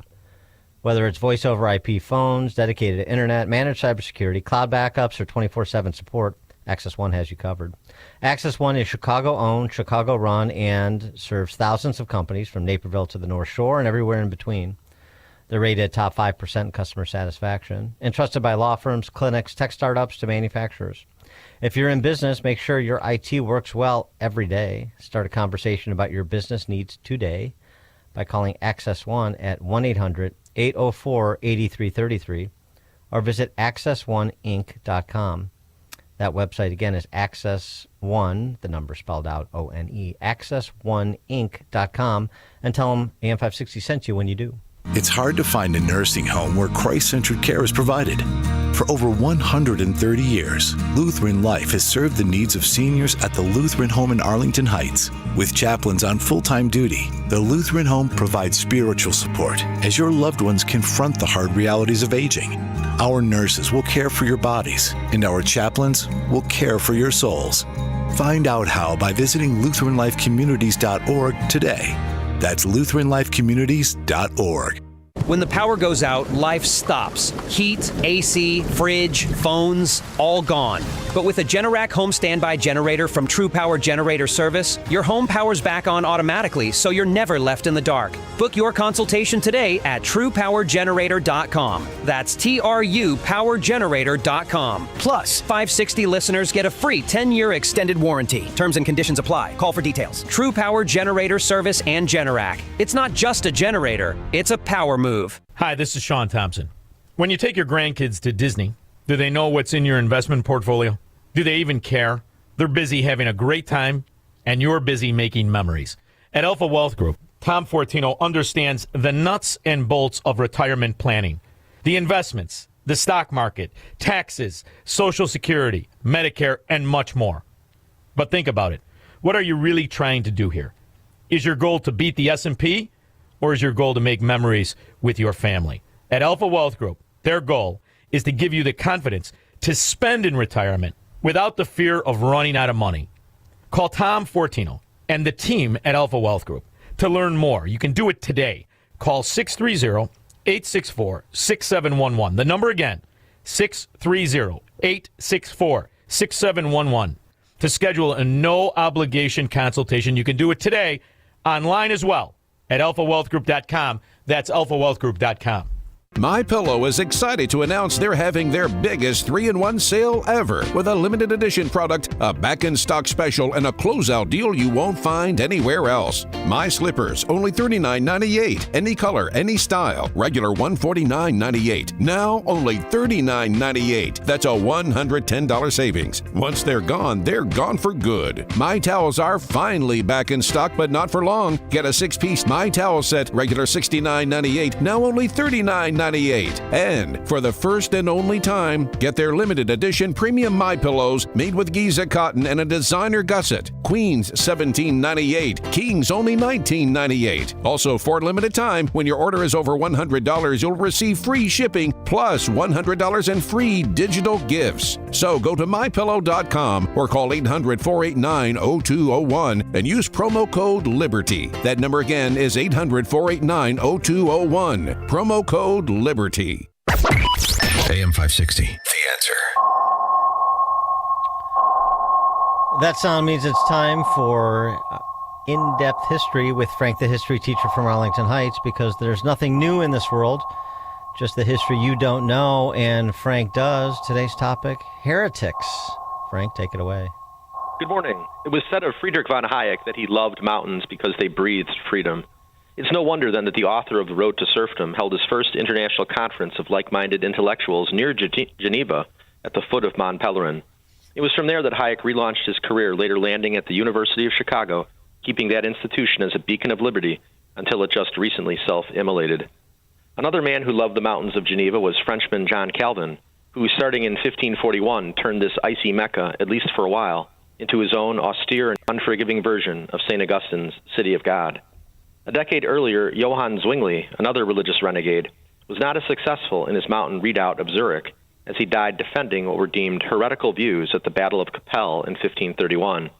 John Wycliffe, predecessor of both, luckily lived in splendid isolation in England, and only died saying Mass after being maligned as a Lollard by his Orthodox enemies. Jan Hus was the least fortunate. From Prague, Hus challenged the now corrupted Catholic Church on its use of simony and indulgences. He was granted safe passage to the Council of Constance in 1415 to defend his views, but this was a lie. The council burned him at the stake. All the while, the 3-year-old Joan of Arc was a toddler. This is why Martin Luther demanded that the Emperor Charles V personally guarantee him safe passage to and from the Diet at Worms in 1521. Charles lived up to this promise, but the religious wars rampaged on in Europe until the Peace of Augsburg in 1555 granted the local ruler the right to decide the local faith. I doubt Mr. Putin has to worry much about being burned at the stake in Hungary when he meets with Trump later this year.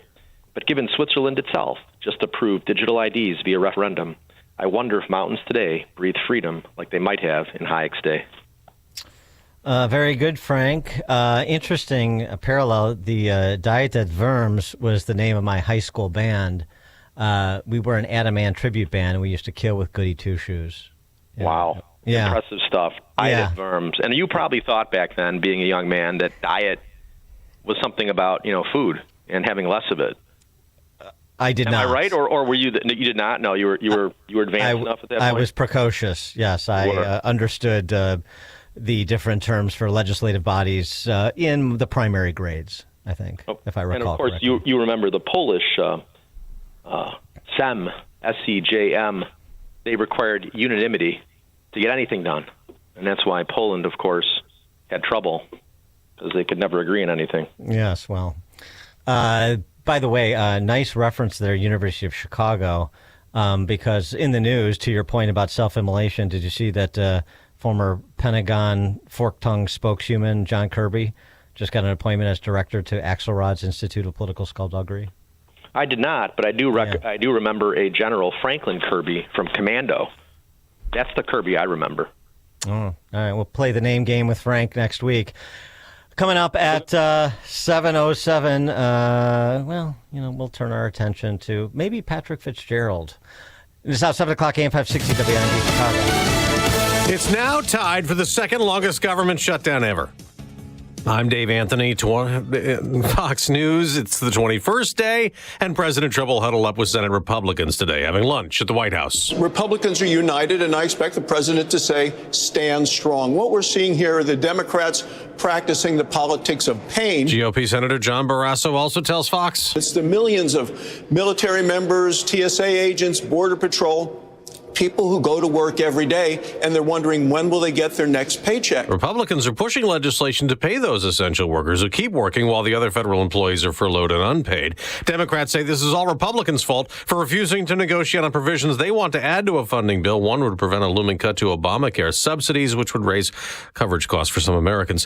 Vice President Vance landed in Israel a few hours ago for talks trying to keep the Trump-brokered ceasefire in place in Gaza after weekend fighting. The president says, "We made a deal with Hamas that, they're going to be very good, they're going to behave, they're going to be nice, and if they're not, we're going to go and we're going to eradicate them if we have to." A deadline President Trump set for colleges and universities to respond to an offer of federal funding with strings attached has passed. 7 of the 9 have rejected it. Brown, Dartmouth, MIT, and USC, Arizona, Pennsylvania, and Virginia. Vanderbilt responded with feedback on the proposal, not saying yes or no. There's no public response yet from the University of Texas at Austin. White House demands include caps on international enrollment, removing factors like sex and ethnicity from admissions consideration, a 5-year freeze on tuition costs, and the wealthiest schools charging no tuition for undergraduate hard science degrees. Fox's Chris Foster. A man's jailed in Atlanta in what may have been a thwarted mass shooting. Billy Joe Cagle arrested at the airport. His family alerted police. He faces numerous charges. Terroristic threats, criminal attempt to commit aggravated assaults, possession of a firearm in the commission of a felony. Atlanta Police Chief Darren Shirebaum, a loaded rifle was found in Cagle's car. America's listening to Fox News. Good morning. It is 48 degrees in Chicago on AM 560. The Answer.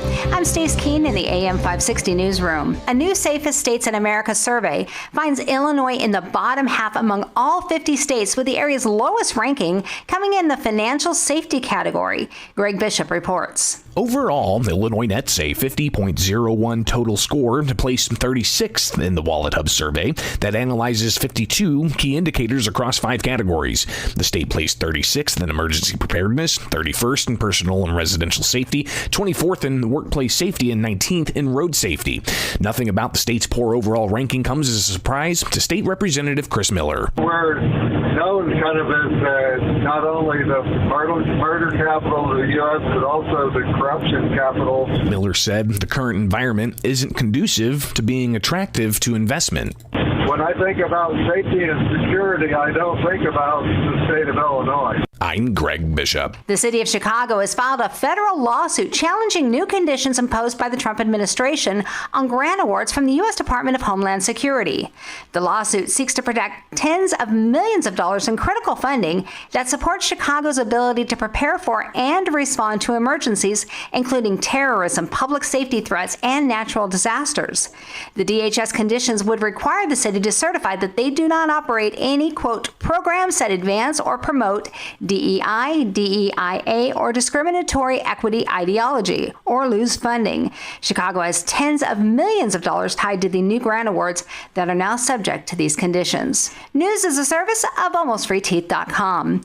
Big savings on full mouth dental implants are here at AlmostFreeTeeth.com. Medical insurance can make what used to cost a fortune surprisingly affordable. Don't wait. Take the 60-second quiz to see if you qualify at AlmostFreeTeeth.com. A Check of the Roads is coming up in 2 minutes on AM 560, The Answer. Larry Elder talks directly to Democrats. Even if you hate this man's guts, isn't it better after they deployed troops in D.C., where there was a dramatic decline in homicide, a dramatic decline in robberies? Don't you like the idea that there might be a few more people alive who otherwise would be dead but for what Trump did? The Larry Elder Show. Weeknights at 8, right before Sean Hannity at 10 on AM 560. The Answer.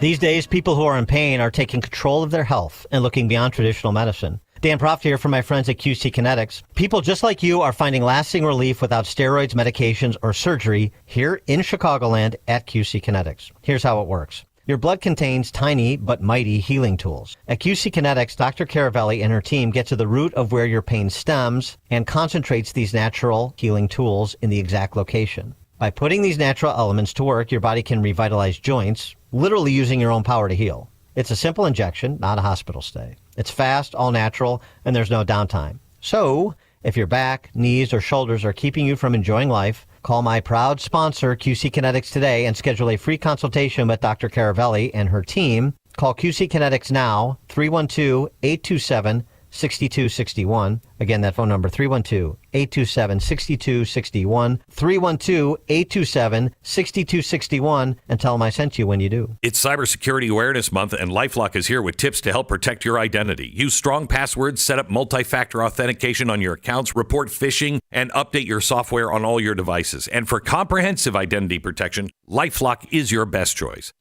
LifeLock not only alerts you to suspicious uses of your personal information, but also fixes identity theft, guaranteed or your money back. So stay smart, stay safe, and stay protected with a 30-day free trial at LifeLock.com. Use the promo code BECK. Terms do apply. Guys, fall is here, and so are the all-new styles from Untuck It. We make the world's best untucked shirts, and this season's new arrivals are some of our best yet. From soft-brushed flannels to easy, wrinkle-free cotton, every shirt is designed to keep you sharp and comfortable, whether you're layering up for work, weekends, or nights out. Special discounts for first-time customers, so shop now. Get the new arrivals today at untuckit.com and more than 80 stores. Untuck It, shirts designed to be worn, untucked. Sean Thompson here, and I'm with attorney Bert Hochberg from the law firm of Schiller, Ducanto, and Fleck. We're talking about divorce arbitration. This is not really a new, or is it a new, innovative way to go through divorce? Arbitration has been around for decades. It's completely legit and available to resolve divorce cases. The litigants and their lawyers sign an arbitration agreement. They identify what the issues are, and we set up dates, and we determine what experts and witnesses there may be. Arbitration is a hearing, a trial that is intended to finish a case efficiently with limited appeal, with a binding decision, and it's confidential, so it has some great characteristics. I think it's a unique alternative to divorce. For more information, please visit sdflaw.com and type Bert Hochberg into the search box. That's sdflaw.com or call direct 773-255-6150. Taking a look at the roads from the Team Hochberg Traffic Center, I'm Sue Aller. Watch out for some construction that is closing down the exit ramp on the inbound Bishop Ford to get off onto East 130th Street. This is a long-term project, so it's going to be out there for a while. And there is a broken water main that has the right lane blocked in near north on Ohio Street between Dearborn Street and State Street. We're also stop and go on Lakeshore Drive as you approach Hollywood Avenue. The inbound Kennedy is 27 minutes from O'Hare to the Burn Interchange. Outbound is 29 minutes. The Tri-State is stop and go northbound between Archer Avenue and Hinsdale Oasis. Then you'll have more delays as you exit onto the outbound Eisenhower. Now on the outbound Eisenhower, it is 27 minutes from the old post office to Wolf. Inbound is 29 minutes. The inbound Stevenson from Tri-State to Lakeshore is 37 minutes. Outbound is 23. Traffic is a service of Woodland Windows. Chicago's Morning Answer continues next, but now a check of your forecast from the National Weather Service. Today will be windy and cooler with more clouds rolling in.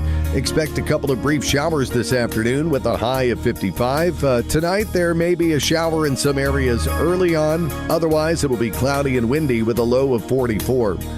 I'm meteorologist Jason Caterina on AM 560, The Answer. Get the latest weather, traffic, and news updates online at 560theanswer.com. Now, from the Signature Bank Studios, this is Chicago's Morning Answer with Dan Proft on AM 560. The Answer.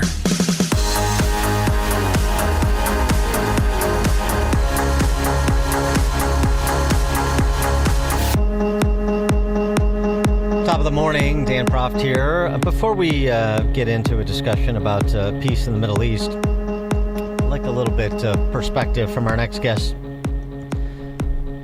on peace on America's streets. As per the No Kings temper tantrums over the weekend, Trump was asked on Air Force One about them, and this is what he had to say, including as to the accusation that he is a king, dictator, tyrant, Hitler, Mussolini, Pol Pot, Stalin, etc. I think it's a joke. I looked at the people. They're not representative of this country. And I looked at all the brand new signs paid for, I guess it was paid for by Soros and other radical left lunatics. It looks like it was. We're checking it out. The demonstrations were very small, very ineffective, and the people were whacked out. When you look at those people, those are not representative of the people of our country. Mr. President, besides San Francisco. By the way, I'm not a king. I'm not a king. I work my ass off to make our country great. That's all it is. I'm not a king at all. Peter Berkowitz is a senior fellow at the Hoover Institution, former director of policy planning at the State Department. His writings are posted at peterberkowitz.com. He's also got a new book out, Explaining Israel, the Jewish State, the Middle East, and America. Peter, thanks for joining us. Appreciate it. Great to be with you. Thanks. So the No Kings performances over the weekend, your perspective in light of President Trump's comments that they're perhaps not representative of anything other than the base of the opposition party. Well, I think that's an accurate depiction. They are. I think the numbers were from Atlanta with a big rally. That it was a 90% white crowd in a region where almost half the population is African American. We know from observation that it's a much older crowd, and we do know that there's a lot of funding from outside sources, and we do know that the accusation that Donald Trump is the king is not in touch with reality.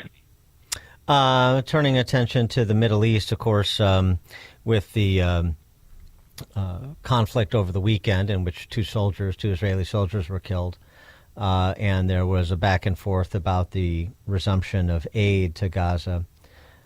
Is this a time now where we need to see those Arab countries intercede more formally to ensure that Hamas is disarmed and that we can move forward on the 20-point plan? Well, you're right. Disarming Hamas is a key part of phase 2 of the Trump peace plan, and you're right too that it calls for. I think the peace plan refers to it as an international stabilization force. It will be composed of a number of Arab and Muslim nations too. Azerbaijan is going to give soldiers. Indonesia has volunteered to give soldiers, and you're right that this is the crux of the matter. If Hamas is not disarmed, if Hamas is not fully eliminated as a fighting force and a governing force in Gaza, no peace will come to the Gazan people, no peace will come to the Israelis, and the plan will fall apart. And so, what is your handle, or what do you think is the trigger or the signal that those majority Muslim countries are going to do the lifting that is required of them? Well, let's put it this way. The challenge is a very big one, because the truth is there are no soldiers in the world who are more skilled at, have greater experience in fighting with Hamas, tracking them down, eliminating them than the Israelis. Emiratis, Saudis, Azerbaijanis, Indonesians will come in from elsewhere. They won't have acquired the same skills. Moreover, they don't have the same interests that the Israelis do. For the Israelis, it's life and death. So I myself am actually worried about this international stabilization force. But what are the first steps? The first steps are that involve Hamas actually completing its obligations for Phase 1. Phase 1 called for it to release not only all 20 living hostages, but the bodies of the 28 deceased. They've only released. They have not yet released half of those. So actually, as you know, Special Envoy Witkoff, Jared Kushner, head of Central Command, they're in Israel right now. And J.D. Vance, Vice President Vance, is arriving today, or has already arrived, in the hopes of getting Israel and Hamas through the first phase of the peace agreement.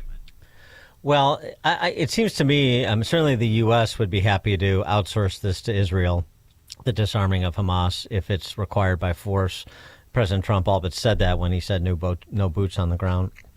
And many of the Arab countries probably would as well, so as to not put their soldiers in harm's way. But I suppose the question is, can those Arab countries, legitimately telegraph that they're outsourcing this to Israel? Can they get away with that politically? At this stage, I don't think they're going to be able to get away with that politically. That is, the peace plan very explicitly, as you know, calls for this international stabilization force. But I think what you're suggesting is that this aspect of the peace plan is going to cause big problems for all sides. Is right. For their lack of experience, and because for the Israelis, I left out a point.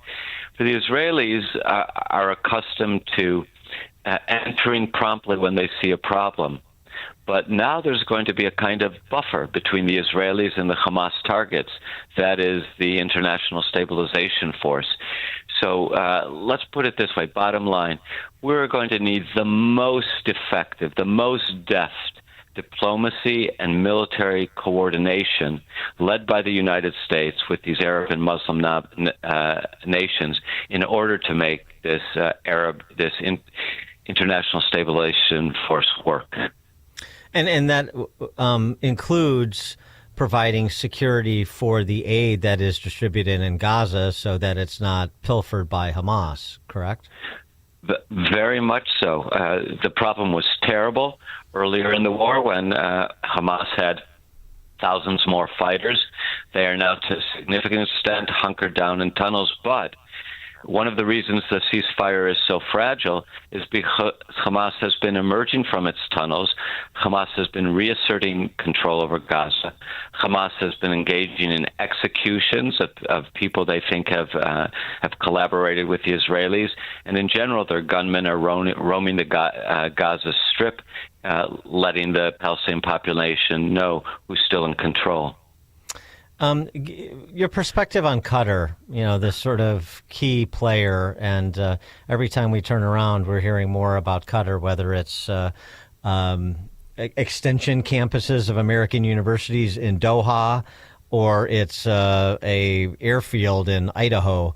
How should we understand Qatar in sort of this larger group of Arab countries that are providing this stabilization force to help implement the peace plan, as you were describing, and also just in its direct relationship with the United States?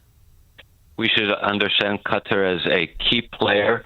I believe that had Qatar not put pressure on Hamas leadership, the United States would not have secured this important deal that won the release of the hostages.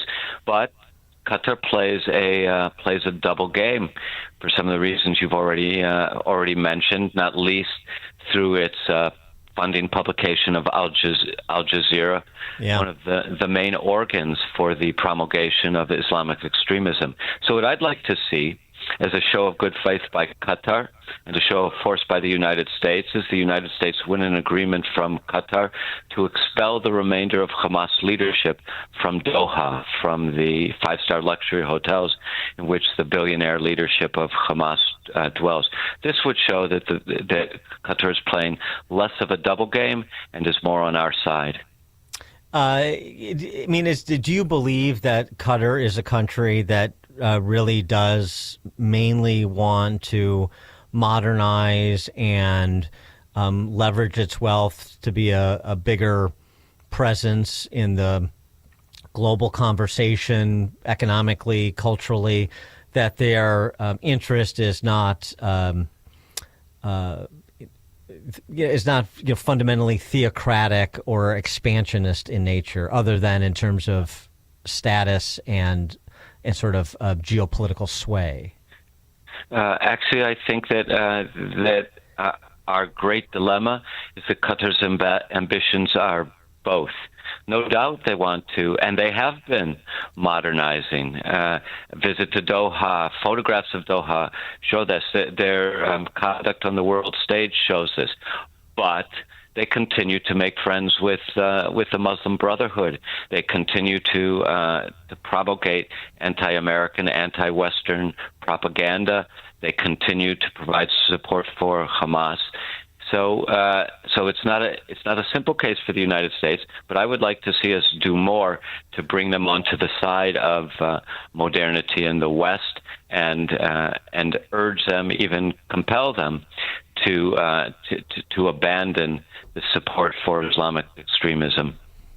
Just in terms of the messaging piece of this, because there was, scuttlebutt about Bibi, the Israeli government, employing the aid of what we call, I guess, social media influencers these days. Mm-hmm. And, of course, there's lots of rumors that surround Qatar in terms of who they may be paying on the right side of the political spectrum to advance perhaps less than redeeming characterizations of Israel. What is your take on that, the sort of the social media, media personality, influencer messaging wars that are going on? And that's sort of a multilateral dynamic too. The Qataris have enormous sums of money.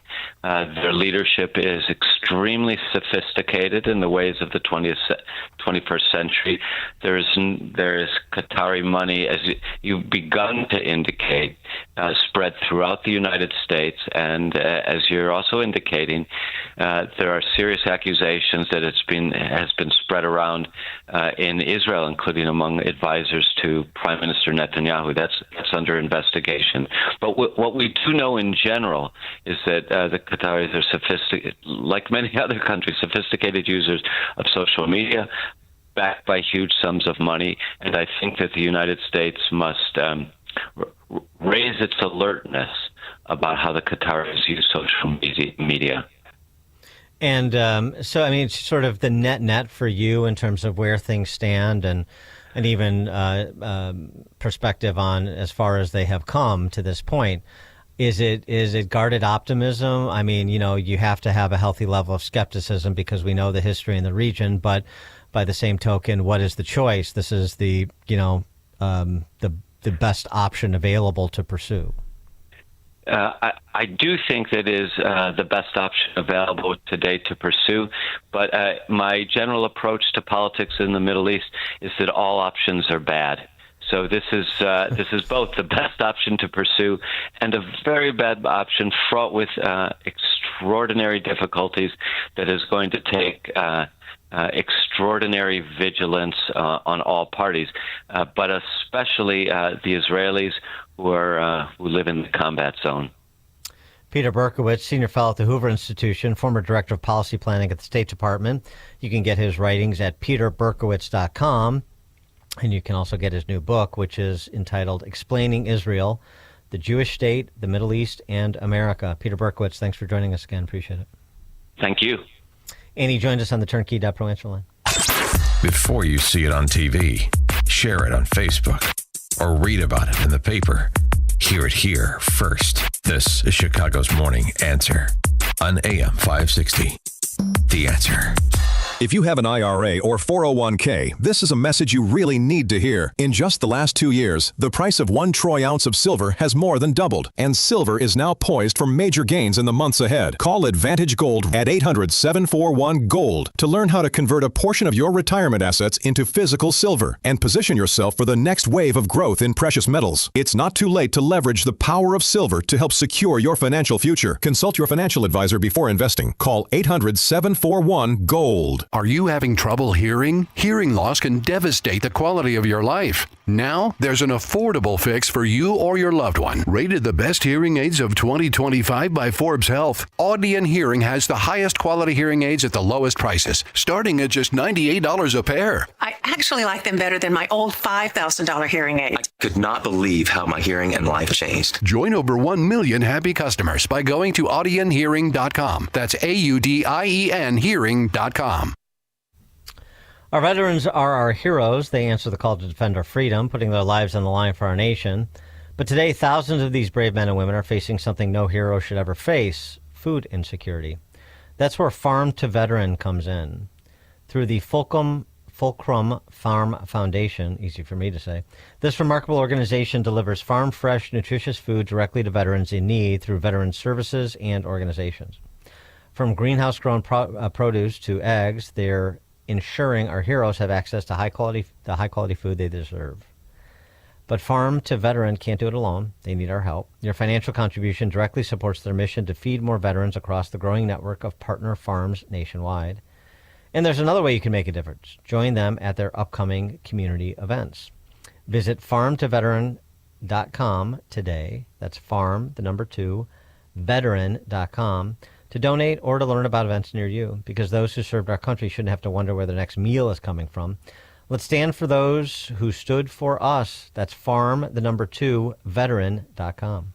If you have an IRA or 401k, then this message is definitely one you need to hear. The price of 1 troy ounce of silver has more than doubled in the past 24 months, and silver is poised for huge gains in the near term. That's why when you call Advantage Gold at 800-741-GOLD, you'll be positioned for the next wave of dramatic growth in precious metals. The devaluation of the U.S. dollar and the volatility of the stock market all play a part in why silver continues to be a safe haven location for your assets, and why precious metals continue to dominate in an uncertain financial climate. Learn more when you call 800-741-GOLD. We'll send you a free precious metals guide, plus a copy of former IMF Chairman Ken Rogoff's book, Our Dollar, Your Problem. The time is now for you to consider silver to protect your retirement. Call Advantage Gold at 800-741-4653 right now. Consult your financial advisor before investing. Call 800-741-GOLD. Perhaps you're a collector,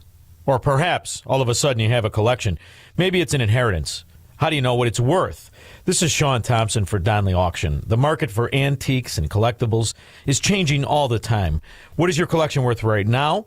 Well, I've got an easy way to find out. It's simple. You contact Donley Auctions. With their worldwide audience of live and in-person auctions, they have a good idea of how to tell you exactly what it's worth at exactly right now.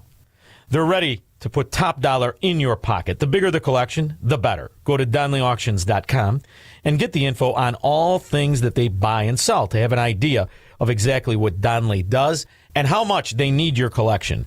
They have so many buyers, it's a great time to sell. Just simply make a phone call. Donley has traveled all over the country to pick up collections. Just call and talk to the people at Donley Auctions at 815-923-7000. Donley Auctions is your trusted partner in turning your collections into cash. DonleyAuctions.com. AM 560, The Answer. You know, we didn't get to this last week, and I know there's a lot of people who just listen to the show because that's all you need to do, so I better get to it. This was Nancy Pelosi on the Hill last week getting a little snippy with a reporter who was pressing her about J6. Sort of odd because I know that's a topic that she and her colleagues love to talk about, so why so disagreeable? Former Speaker. Congresswoman Pelosi, are you at all concerned that the new January 6th committee will find you liable for that day? Are you at all concerned about the new January 6th committee finding you liable for that day?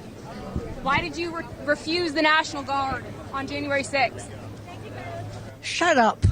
I did not refuse the National Guard. The president didn't send it. Why are you coming here with Republican talking points as if you're a serious journalist? The American people want to know. We still have questions. Thank you.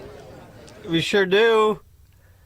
Speaking of reckonings, we'll talk a little bit more later in the show with George Perry about some reckonings like the Comey trial. But at least a political reckoning for Nancy Pelosi as it pertains to J6. The full airing of what happened on that day and the lead up to that day. Just a reminder. No, I won't shut up, Speaker. This was Nancy Pelosi. You know, these were videos that came out years after the actual incident. But this was a Nancy Pelosi in the hallway on that day.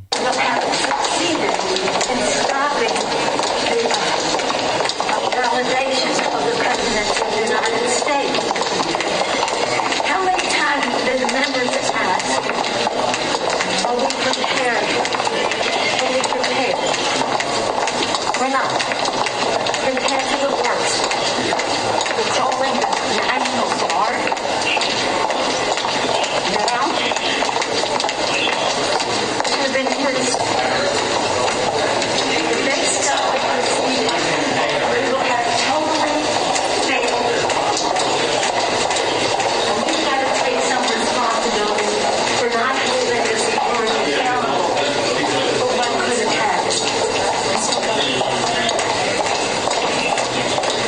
Why didn't we prepare for the worst? We totally failed. We have to take some responsibility for what happened. And in the car on that day? We have responsibility, Terry. We did not have any accountability for what was going on there, and we should have. This is ridiculous. You're going to ask me in the middle of the thing when they've already breached the inaugural stuff that should we call the Capitol Police? I mean, the National Guard? Why weren't the National Guard there to begin with? They thought that they had sufficient resources. That is not a question of how they had been. They don't know. They clearly didn't know, and I take responsibility for not having them just prepare for more. Oh, right. They weren't there. Trump offered them. And you take responsibility. Huh. Former Capitol Police Chief Stephen Sund, on the occasion of Nancy Pelosi telling that reporter to shut up. Speaker Pelosi, ma'am, let me help you refresh your memory. It was your Sergeant-at-Arms who repeatedly denied my multiple requests for National Guard assistance before and on January 6th. Even on January 6th, your Sergeant-at-Arms denied my urgent requests for over 70 minutes, 7-0, while he was running it up the chain for your approval. The Pentagon offered National Guard assistance, but I had to decline because your Sergeant-at-Arms would not grant me the legal authority as required under federal law.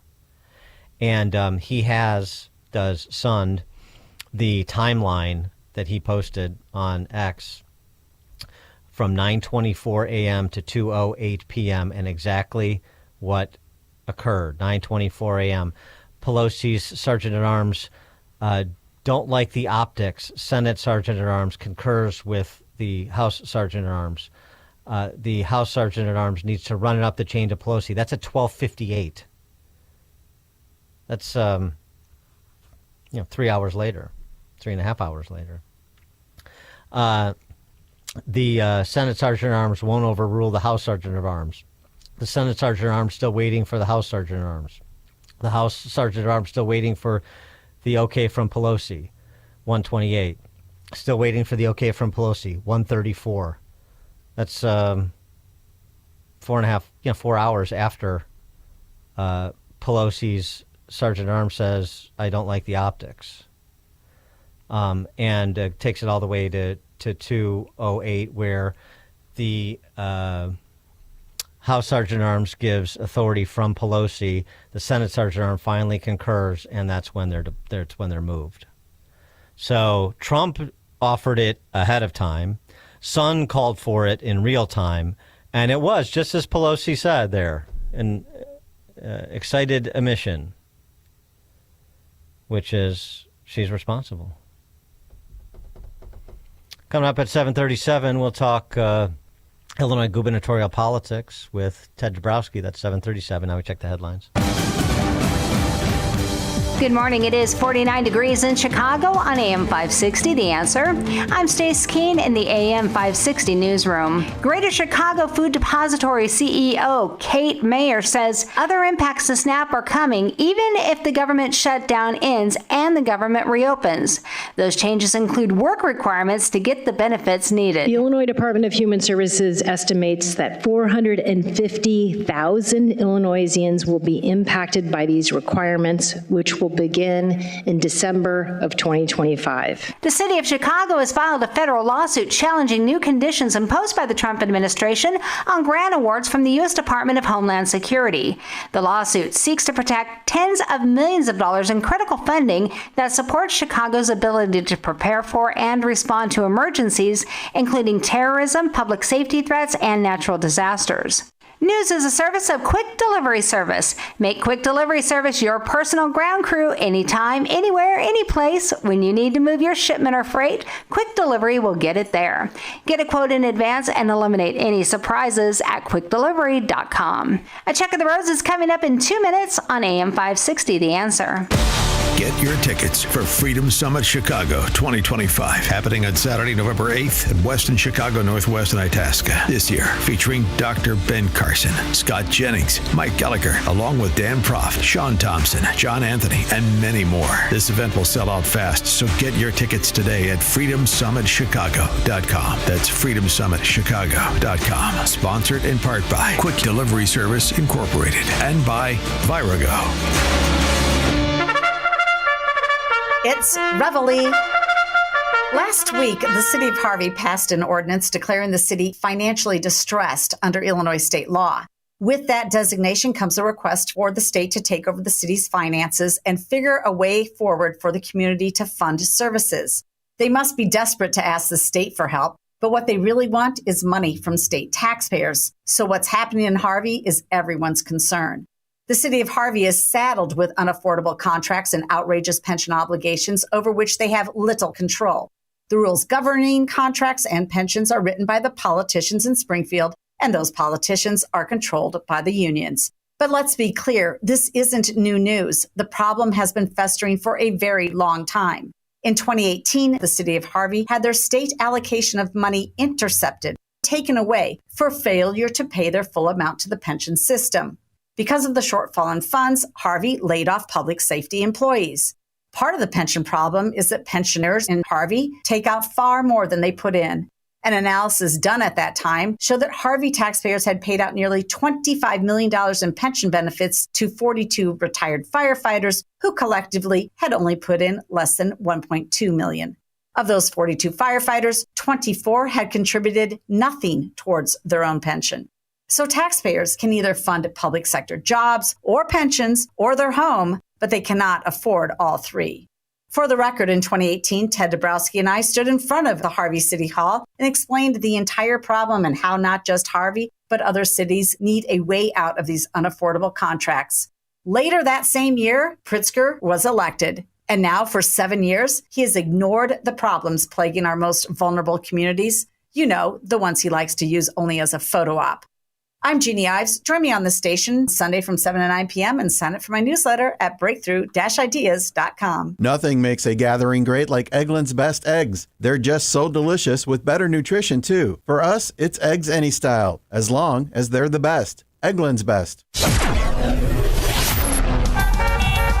Taking a look at the roads from the Team Hochberg Traffic Center, I'm Sue Aller. You're jammed in the express lanes on the Kennedy on the inbound side with an accident blocking the right lane right under Chicago Avenue. Now, the Kennedy inbound from O'Hare to the Byrne Interchange is 34 minutes. Outbound is 47. The Eisenhower inbound from Wolf to the old post office is 38 minutes. Outbound is 25. Inbound Stevenson from the Tri-State to Lakeshore is 42. 22 on the outbound side. And the Dan Ryan from 95th to the Byrne Interchange is 25 minutes. Outbound is 12. This report is sponsored by Staples. Your local Staples has hot deals and super low prices throughout the store on everything for your business. And right now at Staples, save up to $125 off your print order. Exclusions apply. Visit staples.com/print for details. Ends November 1st, plus save even more with that Easy Rewards program at Staples. Chicago's Morning Answer continues next, but now a check of your forecast from the National Weather Service. Today will be windy and cooler with more clouds rolling in, possibly bringing a couple of brief showers later in the day. Expect a high of 55. Tonight there could be isolated showers early on, then it will remain mostly cloudy and windy. Temperatures will drop to a low of 44. I'm meteorologist Jason Caterina on AM 560, The Answer. Get the latest weather, traffic, and news updates online at 560theanswer.com.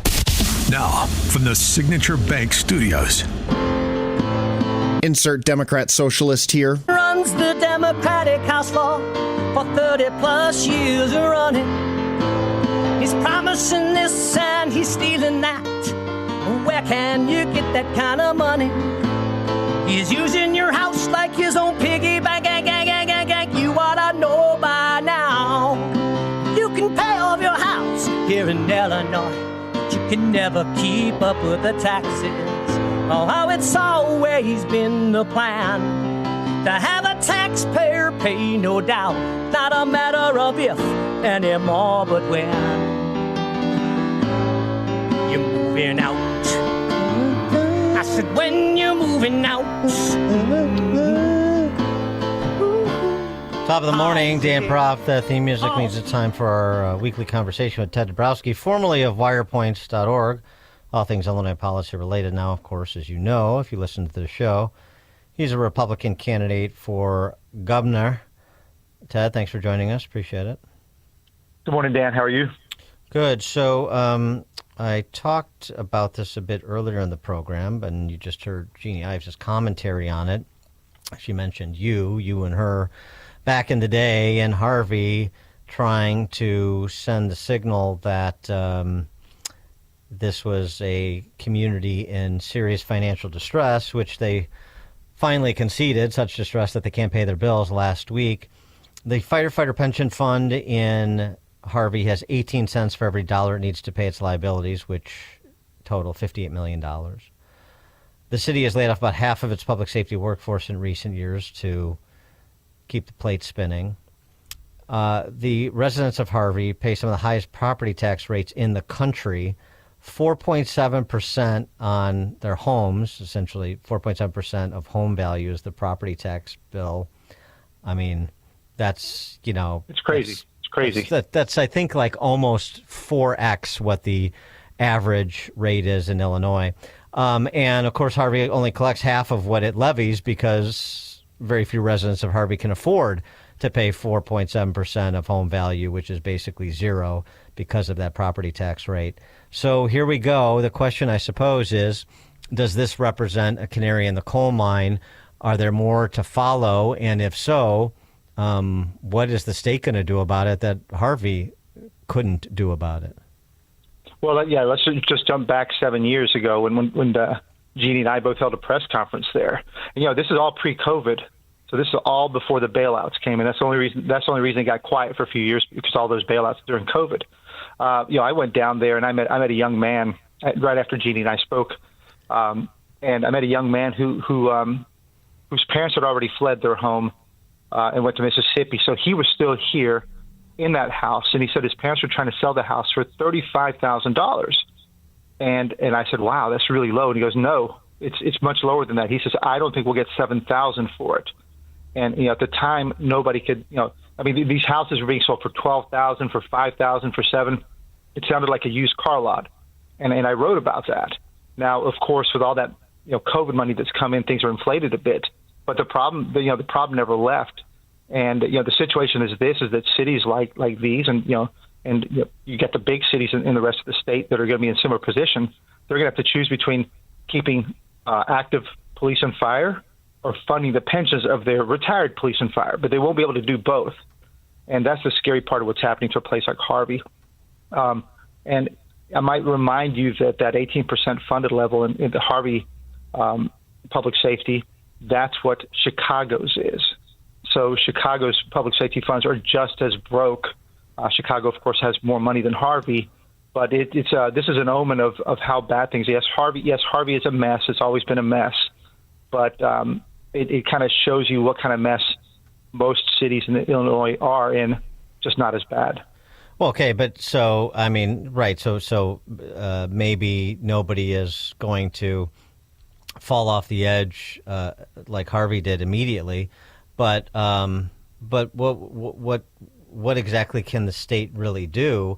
As was pointed out, they didn't do anything for East St. Louis when they took over East St. Louis's finances. This was pointed out by Austin Berg.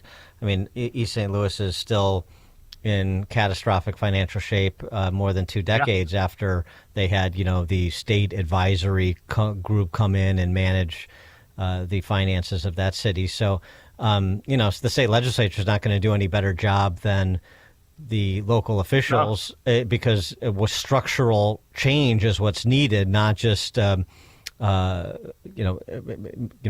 the store a little bit better.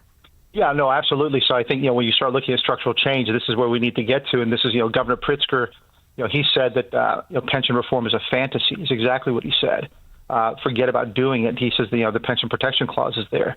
So not true. There's a lot we can do, and a lot that's been done across the country. We've seen states across the country reform pensions. That's the starting point, of course, but there's much more than that. But, starts, I think, with just going to 401ks tomorrow for all new government workers. We got to stop adding pensions and pension debts to the mess. So starting tomorrow, it's constitutional, it's legal. We could do 401ks for all workers going forward. Now, that doesn't solve all the debt problems. It just stops creating new pensions. Then after that, we have to attack everything that's raising property taxes. And you've got all these mandates and all this growth. I was just looking at CPS, for example, and their property taxes. They added, so in the time that since Pritzker took office, CPS has shrunk 37,000 in enrollment in the schools, and yet staffing has increased by over 9,000. So 37,000 shrinkage in enrollment, 9,000 increase in staffing, and most of it, 70% of it is not teachers, it's staff and administration. And so when you get that kind of bloat, and it happens everywhere, it happens all over the state, that's what keeps pushing up taxes. And Stacey Davis Gates, speaking of Chicago Teachers Union, or Chicago Public Schools, which then you have to address the Chicago Teachers Union since they run the schools. She just got a promotion. Now she's not just the boss at the CTU. She's the boss of all the teachers in Illinois. She's the head of the Illinois Federation of Teachers, too. So she's going to export the great success that she has brought to Chicago statewide. Yeah, I mean, that's the craziness. The whole destruction of Chicago public schools, largely driven by the Chicago Teachers Union, they will export that power, that same, I don't know what you want to call it, crazy power to the rest of the state. And, I think most school districts, many school districts downstate certainly won't want that kind of stuff. So it'll be a real interesting thing. But of course, they'll take higher salaries and all the stuff that comes with what Gates has brought. But it's chaos that she's bringing, and we see that in the schools that are practically empty but still running. We see that in the collapse in reading levels and math levels. We see that in the schools where not a single kid can read at grade level. That's the kind of stuff that she defends because she only cares about pay and benefits and power, not about actual reading and math. Well, what should suburban families be thinking about Stacey Davis Gates' new role at IFT? Oh, I mean, what would the impact be on at Maine East and Fremd and Hinsdale Central? Well, it will only be negative. It will only be negative because all you have to do is look at her words. With what she supports with regard to DEI, everything's racist. I just think that the confrontation between the unions and the parents will continue to grow all over the state now if she keeps her power. And I think everybody in the suburbs should do everything they can to get her out of power. But it's going to get ugly. And I think this is the only thing we can keep fighting for is school choice at some point, and homeschooling, of course, because I think that's the ultimate power for any parent, whether they live in South Side of Chicago or in the suburbs. They have to be able to take their kids out and go somewhere else if the system, if the forced system is going to fail them. So we got to get to vouchers and things like that, which Iowa has, which Indiana has, which Ohio has, which Arizona has. We got to get to that. Yesterday, the Ninth Circuit Court of Appeals, not exactly a bastion of conservatism. It's not as leftist as it used to be, but it's still left. They ruled in favor of the Trump administration that he can deploy the National Guard to Portland. Now, they haven't allowed yet to lift the TRO that allows him to actually, he can stage them in Portland, but he hasn't been allowed yet to deploy them on the streets of Portland. Sort of the same situation in Illinois. They're allowed to be staged at this facility training center in Elwood in Will County, but not yet deployed to, say, the ICE facility in Broadview. It seems to me, with all due respect to my friend Professor Richard Epstein over at University of Chicago, that the administration is going to win this with respect to the presidential powers as it pertains to the National Guard for the purposes of enforcing federal law when you are not getting cooperation. In fact, you're getting open antagonism and hostility from the locals, both in Portland and Chicago. What is your view on that? Do you want sort of to borrow a favorite phrase, an all of government where its willing approach to the enforcement of federal immigration law and the removal of people residing in Illinois illegally? Yeah, and I might answer the same way I would answer the previous question we just talked about, which is I would strongly support school choice and fight for school choice and fight for more homeschooling as governor, because Pritzker won't. And the same thing here. It's on the whole crime and reduction of illegal immigration and these criminals that are here. As governor, I would openly work with the federal authorities to do everything we can to reduce violence here. We know how violent the city of Chicago has been, and so we would work with that. But yeah, I think my guess is he'll get those powers because he's fighting against a state that is fomenting, and Pritzker in particular, fomenting violence against federal law enforcement. So I would think he would get it, but I think that the real issue is that Pritzker is the one doing all the fomenting. He's the one cheerleading the violence, or at least the violent actions against ICE and the Fed. So all of this, the labeling of ICE and the suggestions that ICE is some sort of terrorist organization. If you or I were doing that in the direction of to targeting some group of people, and then violence was visited upon that group of people, there would be a hue and cry. And yet that's exactly what's happened. It's not just fomenting in the abstract. It's actually happened. You have, cars ramming ICE agents, and we've seen the boorish and violent behavior outside the ICE facility in Broadview, as well as on the streets of Chicago. So I mean, that's happening. You have ICE officers who have been faced with lethal violence. Fortunately, none have been killed or seriously harmed in Chicago, but they've been faced with it. And I just think that requires a strong and relentless rebuke. Well, I think it's grounds for removal from office. Frankly, I think that kind of behavior, like you said, in normal times, and I guess maybe if we pop back a decade, would never be allowed. And I think a guy like Pritzker would be kicked out of office for that. But here he gets to effectively dox federal law enforcement, and we're talking about federal law enforcement that's going after violent criminals. And these are violent criminals that Pritzker could have handed over if he were partnering and really getting rid of crime. He would just hand over people in handcuffs right to the feds. But he does the opposite. Not only do they get released, and then forces the federal law enforcement to go chase those bad guys down, which creates risk for the federal law enforcement, for local enforcement, for the bad guys, for the victims. It creates a mess. But Pritzker's getting away with it, and it's to hear our leader, our governor, speak that way, for me, it's really a grounds for removal. But I guess we're going to have to do it the old-fashioned way.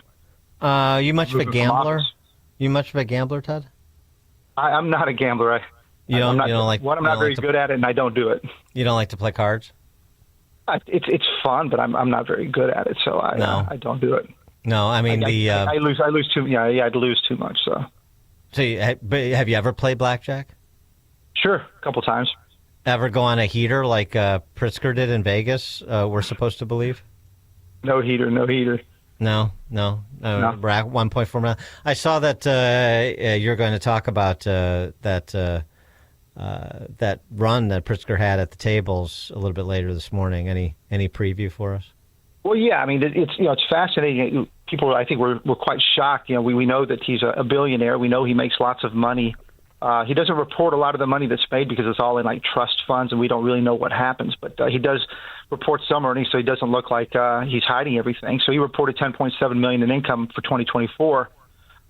He's worth $3.9 billion. But in there was this $1.4 million in gambling winnings, and that of course raised the eyebrows of lots of people saying, "What the heck is that? Why is a governor reporting that?" And I initially thought it was like earnings from companies he owns. But no, it was him sitting down at the table, and it's raised a lot of questions. How the heck did he make that much money? Where was he? Who was he with? Do people know the true story? And that's one big set of questions. But the other thing for me is, man, a guy that can sit down and make $1.4 million earnings on gambling is so removed from everyday Illinois and the pummeling they're taking living here with wage problems that we have, with the job problems that we have, with the property taxes that we have. It's like, this guy is totally divorced from reality, from what everyday Illinois are facing. Well, the other thing that his spokeshuman said is that that was a $1.4 million in gambling winnings against gambling losses, because you can write those off. If you report the winnings, you can write off the lose. So where else you playing? How much in total did you win? How much in total did you lose? I mean, lots of questions. I know he's going to say, because they already have. Well, he's going to donate the $1.4 million to charity. All of a sudden, yeah, right. When it's under scrutiny and he wants it to go away, he's going to donate it to charity. All right. Well, very good. For more information on Ted's campaign, tedforillinois.com is the website. Ted Dabrowski, Republican candidate for governor. Thanks as always. Appreciate it. Thank you, Dan. And he joined us on the Turnkey.pro answer line. Hear about the big stories of the day, then talk about them right here on Chicago's Morning Answer on AM 560. The Answer. Gain insight into building strong marriages and raising godly children with Focus on the Family with Jim Daly each weekday at 11:30 a.m. on our sister station, AM 1160. Hope for your life. These days, people who are in pain are taking control of their health and looking beyond traditional medicine. Dan Proft here from my friends at QC Kinetics. People just like you are finding lasting relief without steroids, medications, or surgery here in Chicagoland at QC Kinetics. Here's how it works. Your blood contains tiny but mighty healing tools. At QC Kinetics, Dr. Caravelli and her team get to the root of where your pain stems and concentrates these natural healing tools in the exact location. By putting these natural elements to work, your body can revitalize joints, literally using your own power to heal. It's a simple injection, not a hospital stay. It's fast, all natural, and there's no downtime. So, if your back, knees, or shoulders are keeping you from enjoying life, call my proud sponsor, QC Kinetics, today and schedule a free consultation with Dr. Caravelli and her team. Call QC Kinetics now, 312-827-6261. Again, that phone number, 312-827-6261, 312-827-6261, and tell them I sent you when you do. Are you tired of tech headaches slowing your business down? Unique Computing Solutions has been the go-to IT team for businesses in Illinois and Northwest Indiana for nearly 30 years. Your systems should be running smoothly, your data secured, and your communications streamlined. Visit our website today at uniquecomputingsolutions.com. That's uniquecomputingsolutions.com. Your IT challenges solved.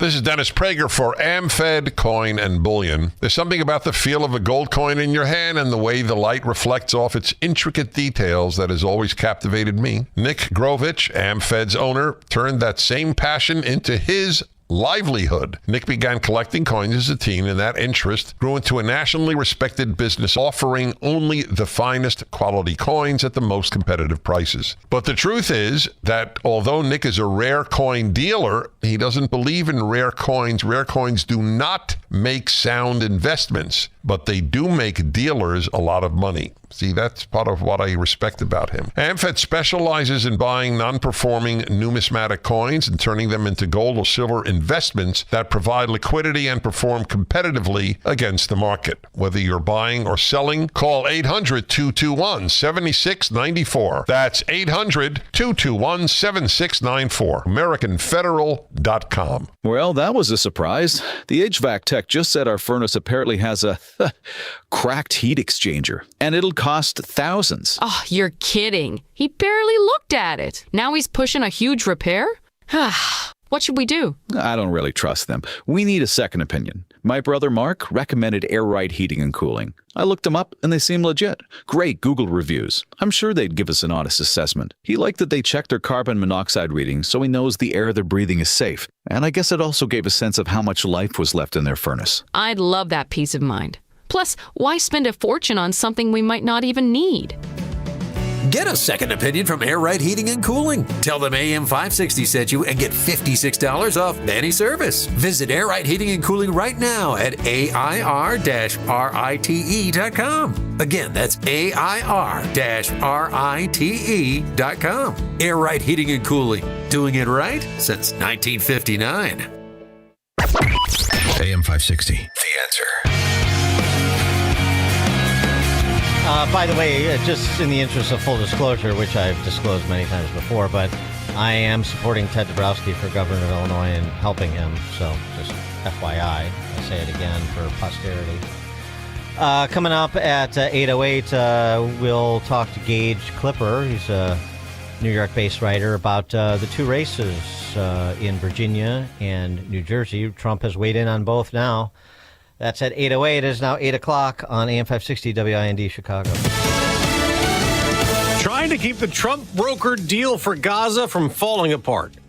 I'm Dave Anthony, Fox News. Vice President Vance has gone to Israel the day after the president said, "We have a peace in the Middle East for the first time ever." But he warned Hamas about violating the ceasefire after flare-up and fighting over the weekend that was deadly for Israelis and Palestinians. Israeli Prime Minister Benjamin Netanyahu has said Hamas will be disarmed the easy way by giving up its weapons or the hard way by Israeli forces. Netanyahu says he and Vice President Vance will discuss security challenges and diplomatic opportunities during their visit. Negotiators are looking to move beyond the first phase of the ceasefire. That's where Hamas returned the hostages and Israeli forces pulled back from their positions in Gaza. Fox's Rich Edson at the White House. Hamas still has only handed over 13 bodies of the 28 dead hostages it's supposed to return. President Trump will have lunch today with Senate Republicans on day 21 of the government shutdown that House Speaker Mike Johnson blames on Democrats. Because they're playing partisan games. The speaker just told Fox Business instead of agreeing to a simple funding extension, they want to spend $1.5 trillion new dollars on all sorts of wasteful programs, including $200 billion to fund health care benefits on the backs of American taxpayers for illegal aliens. Democrats call that a lie and blame Republicans for the shutdown for refusing to negotiate on their attempt to attach a provision to a funding bill to stave off looming Obamacare subsidy cuts for Americans. A legal victory for President Trump in his push to send National Guard troops into Portland, Oregon to deal with anti-ICE immigration raid protests. The majority writes that the president lawfully exercised his authority, which, quote, authorizes the federalization of the National Guard when the president is unable with the regular forces to execute the laws of the United States. Fox's David Spunt on the appeals court ruling. Another judge's order, though, is still in place, and it still blocks the deployment of those troops. America's listening to Fox News. Good morning. It is 49 degrees in Chicago on AM 560 The Answer.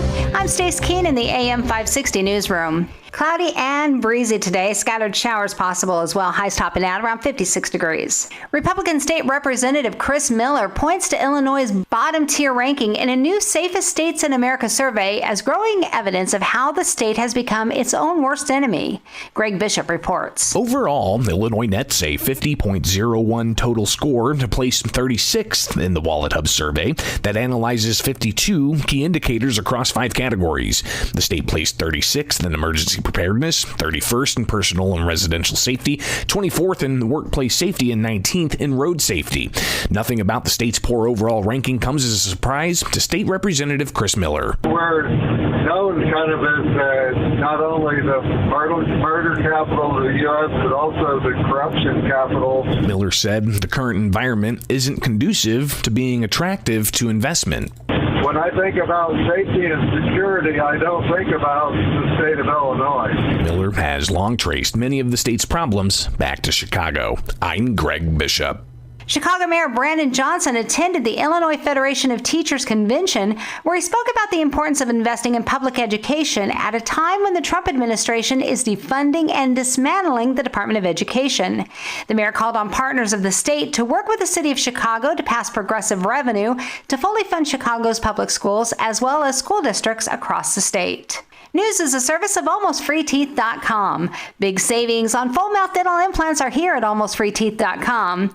Medical insurance can make what used to cost a fortune surprisingly affordable. Don't wait. Take the 60-second quiz to see if you qualify at AlmostFreeTeeth.com. A check of the roads is coming up in 2 minutes, but time now for the AM 560 Business Beat, a service of Signature Bank. I'm Charles Payne, and this is the Fox Business Report. There's encouraging news from General Motors, and the stock is rallying. GM is slightly lowering its expected hit from tariffs and is raising expectations for the year. GM's earnings were lower than a year ago, but better than expected.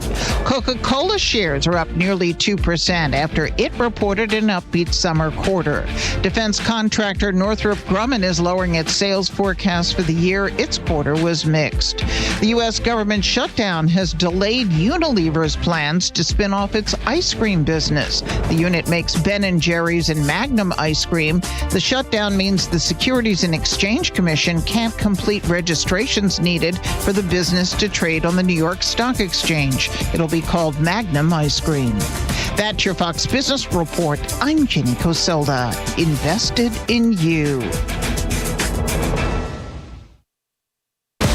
Get your tickets for Freedom Summit Chicago 2025, happening on Saturday, November 8th at Westin Chicago Northwest and Itasca. This year, featuring Dr. Ben Carson, Scott Jennings, Mike Gallagher, along with Dan Proft, Sean Thompson, John Anthony, and many more. This event will sell out fast, so get your tickets today at freedomsummitchicago.com. That's freedomsummitchicago.com. Sponsored in part by Nauman and Associates, Scott Tucker Solutions Incorporated, and by Catholic Cemeteries of Chicago.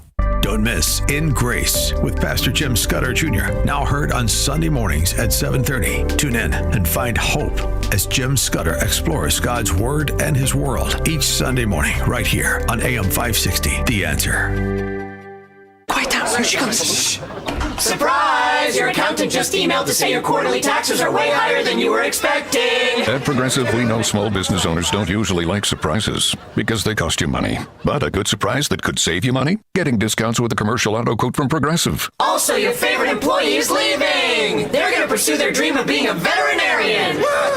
Surprise yourself. See if you can save in as little as 8 minutes at ProgressiveCommercial.com. Progressive Casualty Insurance Company and Affiliates. Discounts not available in all states or situations. It's Cybersecurity Awareness Month, and LifeLock is here with tips to help protect your identity. Use strong passwords, set up multi-factor authentication on your accounts, report phishing, and update your software on all your devices. And for comprehensive identity protection, LifeLock is your best choice. LifeLock not only alerts you to suspicious uses of your personal information, but also fixes identity theft, guaranteed, or your money back. So stay smart, stay safe, and stay protected with a 30-day free trial at LifeLock.com. Use the promo code BECK. Terms do apply. Is the conflict between Israel and the Palestinians the revival of an ancient conflict recorded in the Bible? The nation of Israel is a resurrected nation. So what if there was going to be a resurrection of another people, an enemy people of Israel? The Bible speaks about this whole war as a dragon representing the enemy attacking a woman representing Israel. Dinesh D'Souza's new film, The Dragon's Prophecy, offers new understanding of October 7th, Israel, radical Islam, anti-Semitism, and biblical prophecy. Could the fate of the world, of humanity itself, be tied to this place? We came back to a land that was largely barren and empty, and we brought it back to life, and we're going to keep it. The dragon will not prevail. The Dragon's Prophecy, based on Jonathan Cahn's international bestseller. Watch it now or buy the DVD at salemnow.com. That's salemnow.com.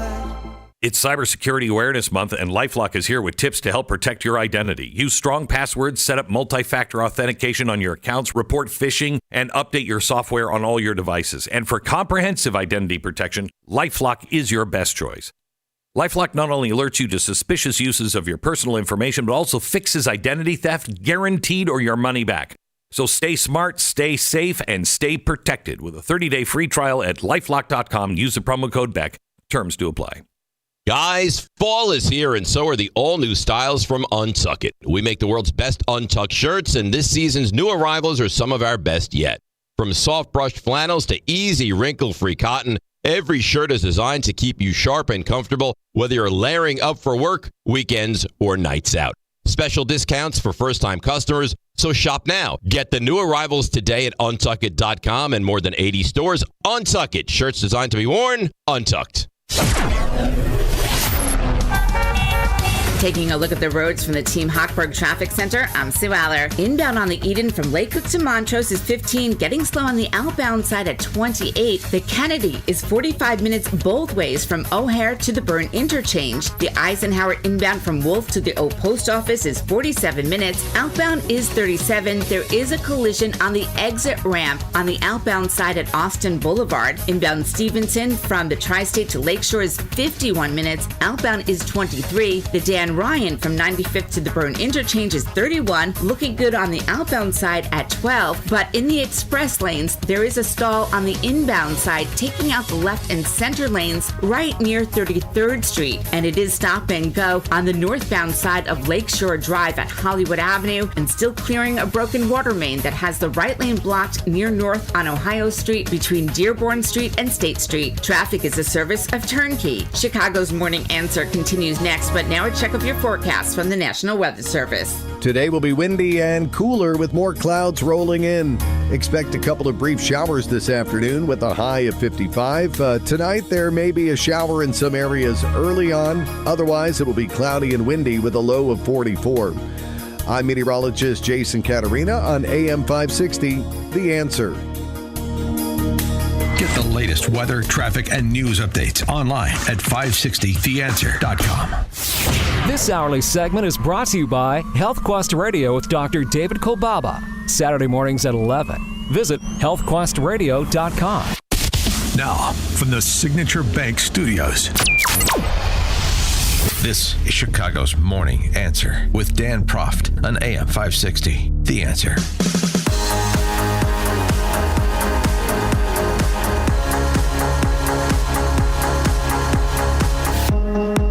Top of the morning, Dan Proft here. A couple weeks we're going to find out a couple things. How much has the new Marxist Party damaged its brand?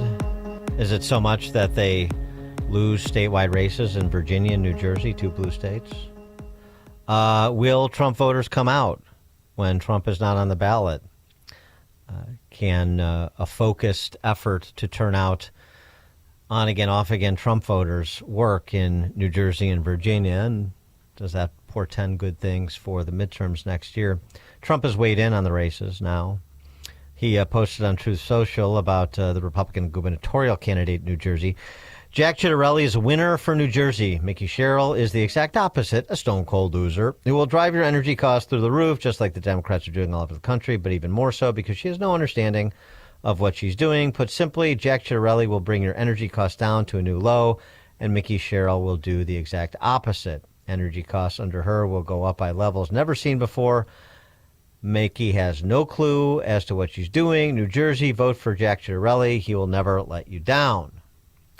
And on Air Force One, he was asked about the controversy that has enveloped the Virginia races, both governor and Attorney General. It started at the Attorney General level, as of course we've talked about it. Jay Jones, who wished death on the former Speaker of the House of Delegates in Virginia, as well as really sort of graphic death wishes, fantasies about the death of this former colleague's pre-adolescent children. Terrible stuff, which he spent most of the debate between Jay Jones, that is, between the incumbent Attorney General Jason Miyares trying to deflect and pivot and whataboutism his way out of it. Didn't really work. Trump was asked about that AG candidate on Air Force One. Jay Jones in Virginia. Jay Jones, you mean the one that wanted to kill somebody's children and kill somebody? You mean the animal that wanted to kill somebody who should not be allowed to be running for that office? Yeah, he said he can't wait to see you in court. I'm wondering if you have a response and if you're considering getting involved in that race. Well, what is he saying?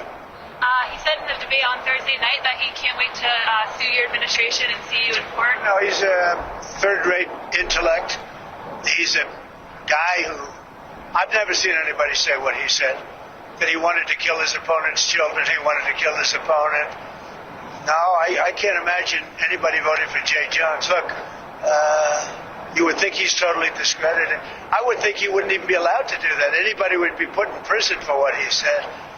So he can join the long list of attorney generals that have been suing and losing. But the people of this country want law, they want order, they want safety, they don't want to be mugged or raped or shot, and that's what we provide. And by the way, Winsome Sears, the gubernatorial candidate in Virginia, Republican, she did a pretty good job of prosecuting this case against her opponent, Abigail Spanberger, in their debate, where she pressed Spanberger for a response, a disassociation. She didn't get any. Spanberger just stood there staring away from Sears for a minute. It was uncomfortable. It was a bizarre way to handle it. I don't think it helped, but Sears seems to be still struggling a few points behind, whereas in New Jersey, it appears to be a dead heat. For more on the topic, we're pleased to be joined by Gage Clipper, writer based in New York. Previously, he was a culture critic at the Daily Caller and an editor at Pirate Wires. Gage, thanks for joining us. Appreciate it. Hey, Dan. Good morning. Thanks for having me on. Yeah. So I guess, let's start in New Jersey, or perhaps do a comparison contrast. What is your handle on the possibility of upsets in one or both of those states? Yeah, so I wrote a piece for The Spectator over the weekend, actually weighing both of the options out. You know, Mikey Sherrill's sort of the conventional face. She's the conventional favorite. She's a four-term U.S. Congresswoman, even though you've probably never heard her name. You know, she checks all of the normal boxes: Navy veteran, Georgetown law, and that sort of respectable patina of girl bossness, moderation, to go right along with the pantsuit. But, she is a radical far left Dem, just like all of them. And, she votes the party line 95% of the time, her record shows. And Chitterelli's, your generational Jersey Goomba, say what you want about the guy. He's got his slick back hair, his accent, his questionable Big Pharma history that, come on, none of us like Big Pharma. But he's a Jersey guy through and through. He's come along to the MAGA side, it seems like. He's even gotten Trump's full endorsement, who came out and said he's now 100% MAGA.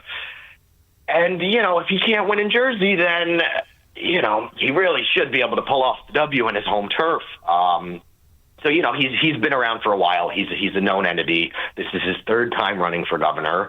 And the last time around in 2021, he only lost by 3 points.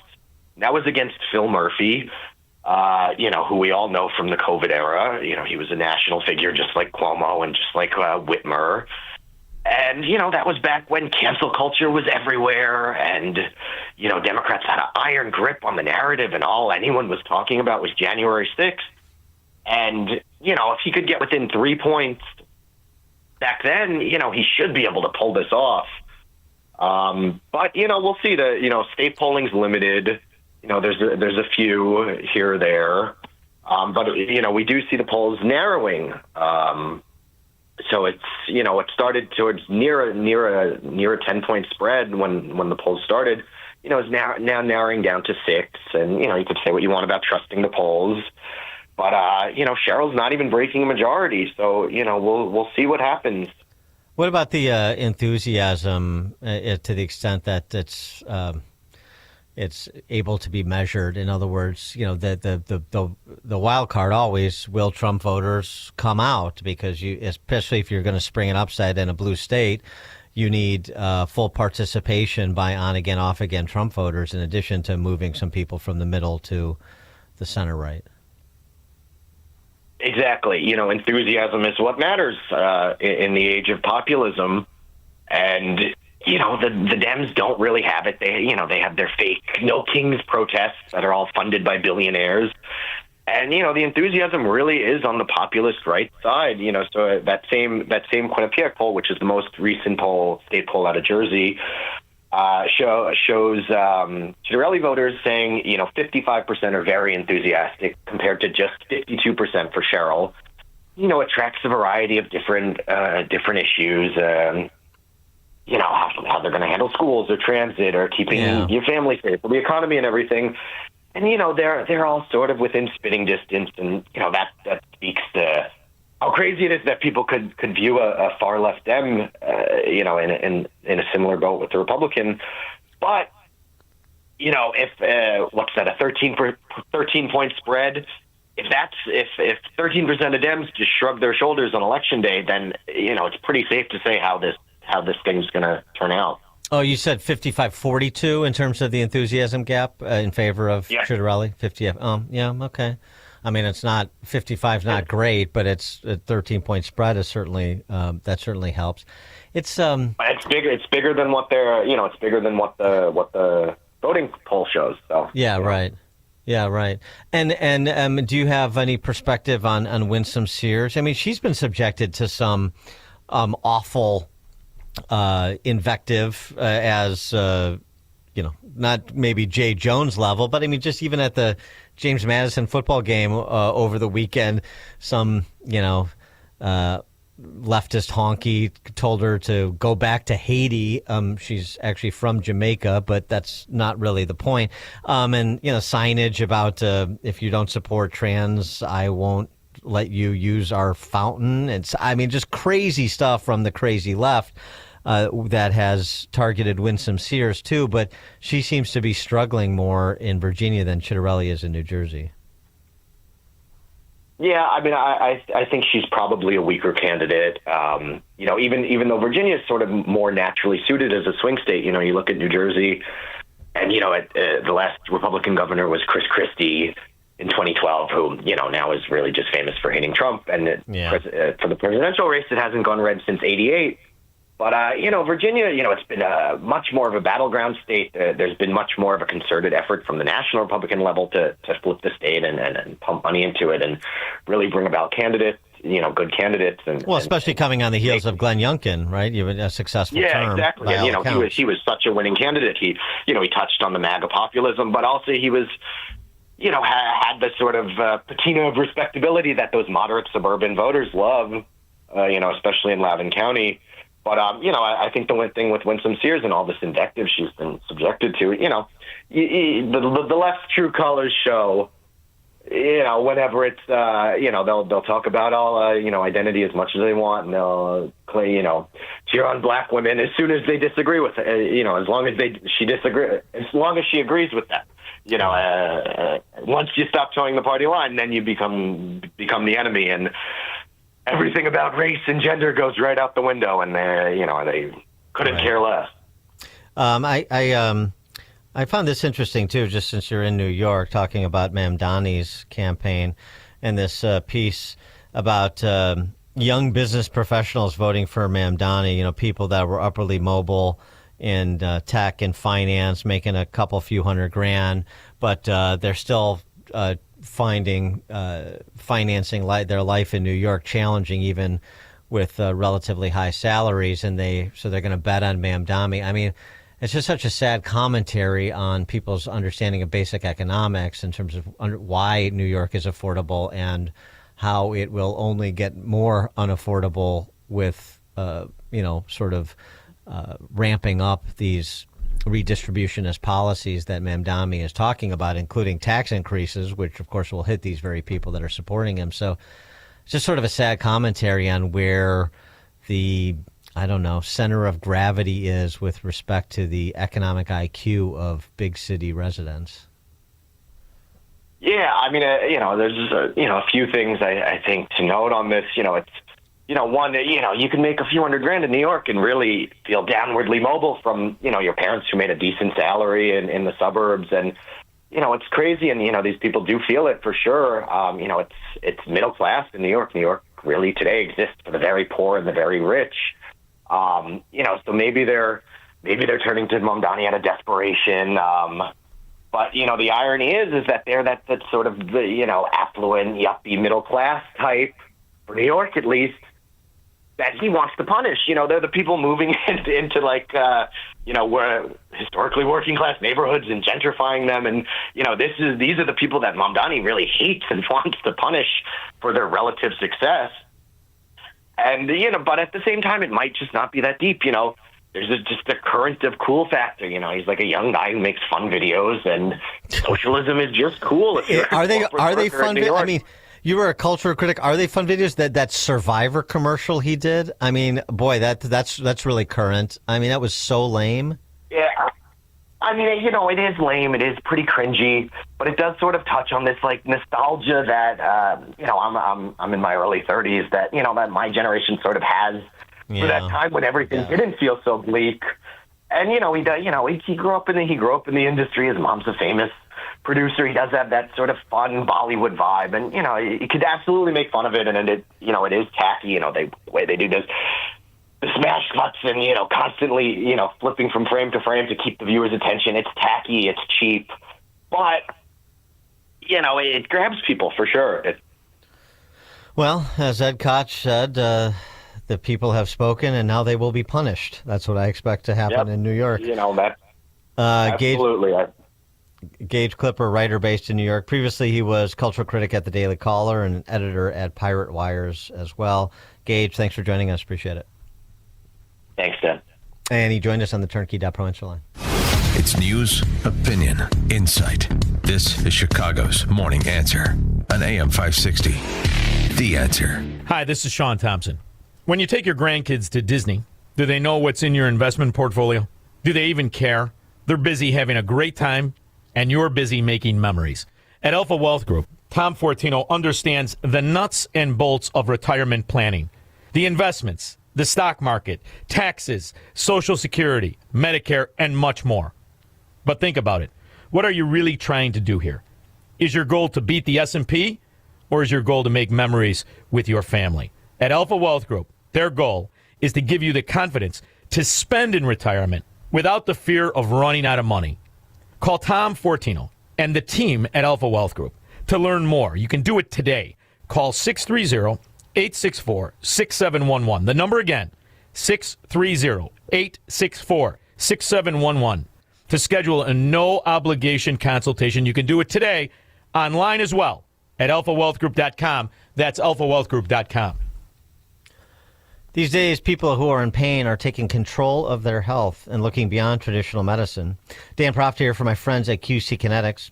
People just like you are finding lasting relief without steroids, medications, or surgery here in Chicagoland at QC Kinetics. Here's how it works.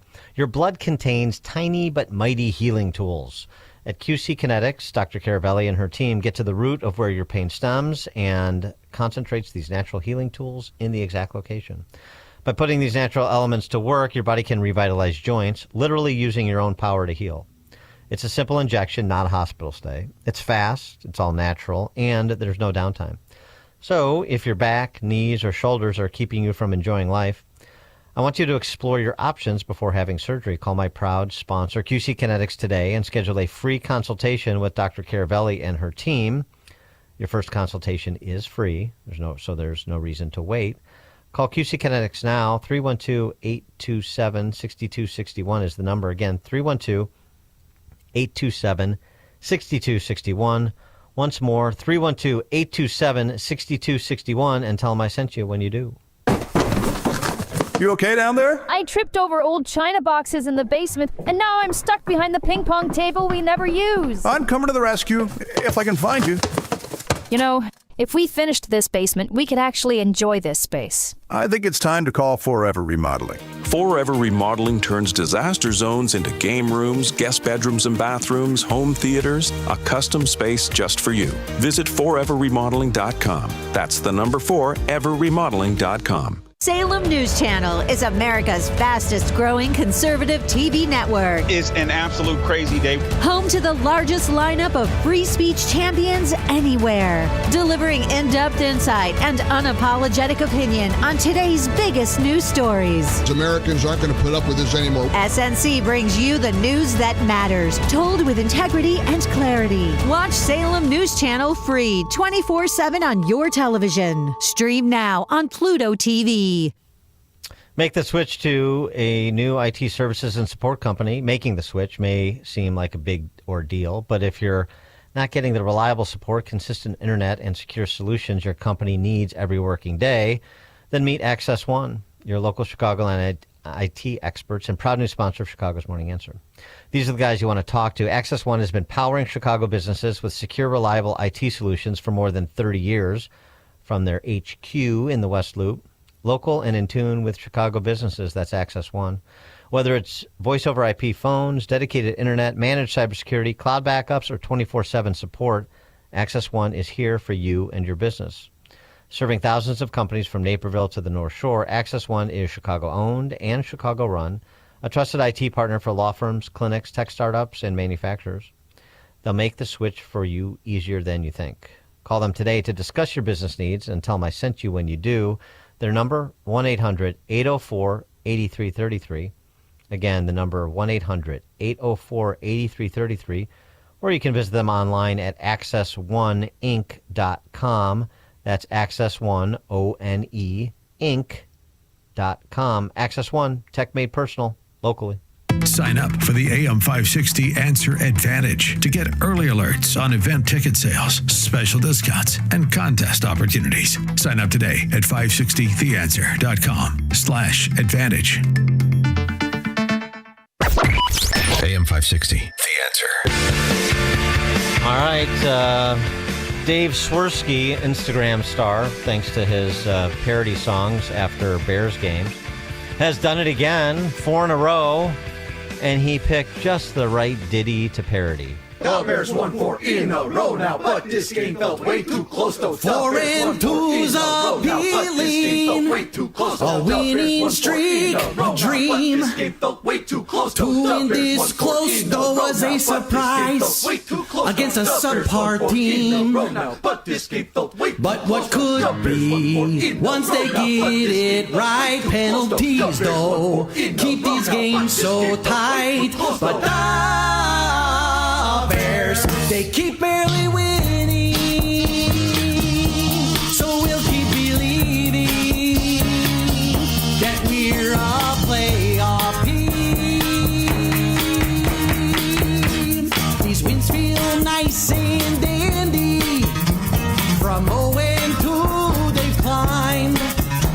But girl, Bears fans are thirsty for a blowout win next time. With Ben Johnson, this team's surely grown, but don't stop, girl. The wins must go on.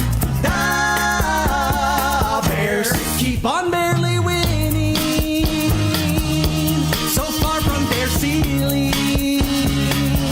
Now not a last place team. The Bears. All right, I think Blue Suede would appreciate that tribute. Coming up at 8:38, Patrick Fitzgerald, will he have to recuse himself from representing Jim Comey in his perjury trial because Patrick Fitzgerald may be a witness against Jim Comey? 8:38 with George Perry, former federal and state prosecutor. Now we check the headlines. Good morning. It's 49 degrees in Chicago on AM 560, The Answer. I'm Stace Keene in the AM 560 newsroom. ICE and Border Patrol officials testified in federal court about their use of force here in Chicago.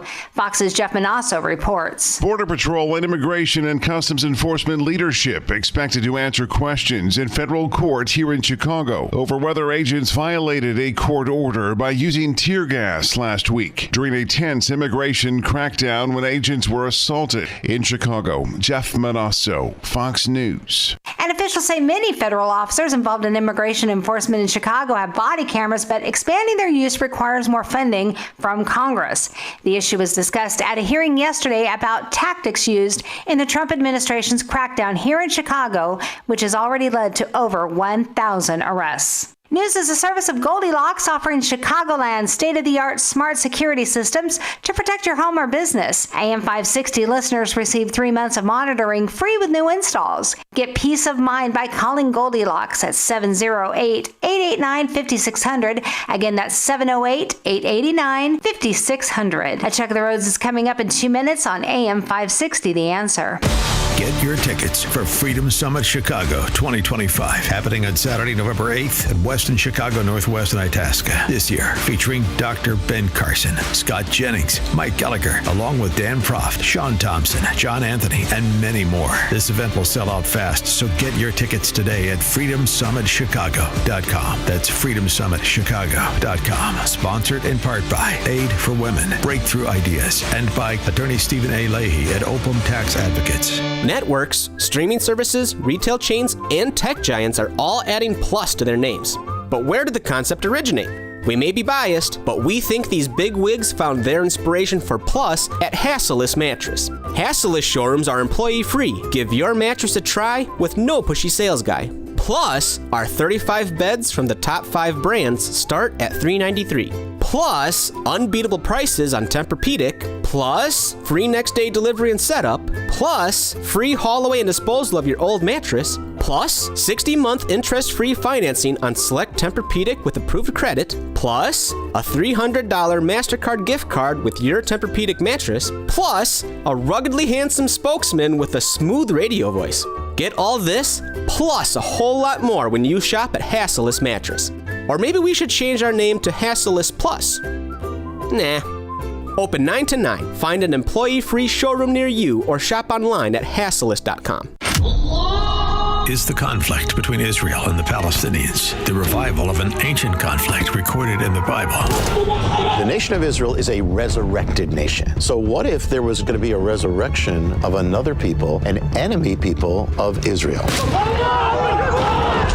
The Bible speaks about this whole war as a dragon representing the enemy attacking a woman representing Israel. Dinesh D'Souza's new film, The Dragon's Prophecy, offers new understanding of October 7th, Israel, radical Islam, anti-Semitism, and biblical prophecy. Could the fate of the world, of humanity itself, be tied to this place? We came back to a land that was largely barren and empty, and we brought it back to life, and we're going to keep it. The dragon will not prevail. The Dragon's Prophecy, based on Jonathan Cahn's international bestseller. Watch it now or buy the DVD at salemnow.com. That's salemnow.com. This hourly segment is brought to you by Wealth Health Radio with Joe Murphy, Sundays, noon to 1. Learn more online at mwmfinancial.tax. Taking a look at the roads from the Team Hochberg Traffic Center, I'm Sue Aller. Watch out for a crash on the southbound Tri-State at 75th Street. Now inbound on the Eden from Lake Hook to Montrose is 15 minutes. Outbound is 28. The Kennedy from O'Hare to the Burn Interchange is 56 minutes. Outbound is 42. The Eisenhower inbound from Wolf to the Old Post Office, 50 minutes. Outbound is 42. And on the outbound side, there's an accident on the exit ramp for Austin Boulevard. The Stevenson inbound from Tri-State to Lakeshore is 46 minutes. Outbound is 23. And the Dan Ryan from 95th to the Burn Interchange is 31. Still looking good on the outbound side at 12. This report is sponsored by Macy's Backstage. Macy's Backstage is a whole department inside your Macy's store where you can find the latest fall looks, all for under $30, with new arrivals every day. You never know what amazing deals you'll find. Don't wait. Find a location at Macy'sBackstage.com. Chicago's Morning Answer continues next, but now a check of your forecast from the National Weather Service. Today will be windy and cooler with more clouds rolling in, possibly bringing a couple of brief showers later in the day. Expect a high of 55. Tonight there could be isolated showers early on, then it will remain mostly cloudy and windy. Temperatures will drop to a low of 44. I'm meteorologist Jason Caterina on AM 560, The Answer. Get the latest weather, traffic, and news updates online at 560theanswer.com. Now, from the Signature Bank Studios. If you're looking for the latest news, insight into what it means, and the sharpest opinion, there's only one station in Chicago where you can turn, and it's this one. We're AM 560, The Answer. Top of the morning, Dan Proft here. Interesting development in the case against Jim Comey, former FBI director, for lying and obstructing justice. Lying under oath. Pat Fitzgerald. Do you remember Pat Fitzgerald? Lincoln is rolling over in his grave, the Blago prosecution, and so forth. Yeah, former U.S. attorney for the Northern District here. A very uneven record as U.S. attorney. Hardly the Elliot Ness he was cracked up to be when he came to town. Anyway, the state is suggesting that Pat Fitzgerald should have to recuse himself as being the lead attorney for Jim Comey because he's conflicted out. They cite a 2019 Department of Justice watchdog report that found Comey leaked information to Fitzgerald. The Inspector General concluded Fitzgerald received multiple Comey memos about his meetings with President Trump, including at least one memo containing classified information. There he goes again, that Jim Comey. It wasn't just Richmond, it would appear. Catherine Herridge reporting on this, great investigative journalist. 2019 Justice Department watchdog concluded Comey set a quote-unquote dangerous example when he shared personal memos documenting his private meetings with President Trump about the FBI's Russian collusion probe. According to the Inspector General, several memos were shared with Columbia law professor Daniel Richman. Richman is expected to be a central witness in the pending federal prosecution against Comey for lying about his role in media leaks. The Inspector General also found Attorney Patrick Fitzgerald received multiple Comey memos about the Trump meetings, including at least one memo containing classified information. So is there a conflict or appearance of conflict, or do you want your lead attorney being called as a hostile witness by the state in your trial? Let's get some legal perspective on this matter.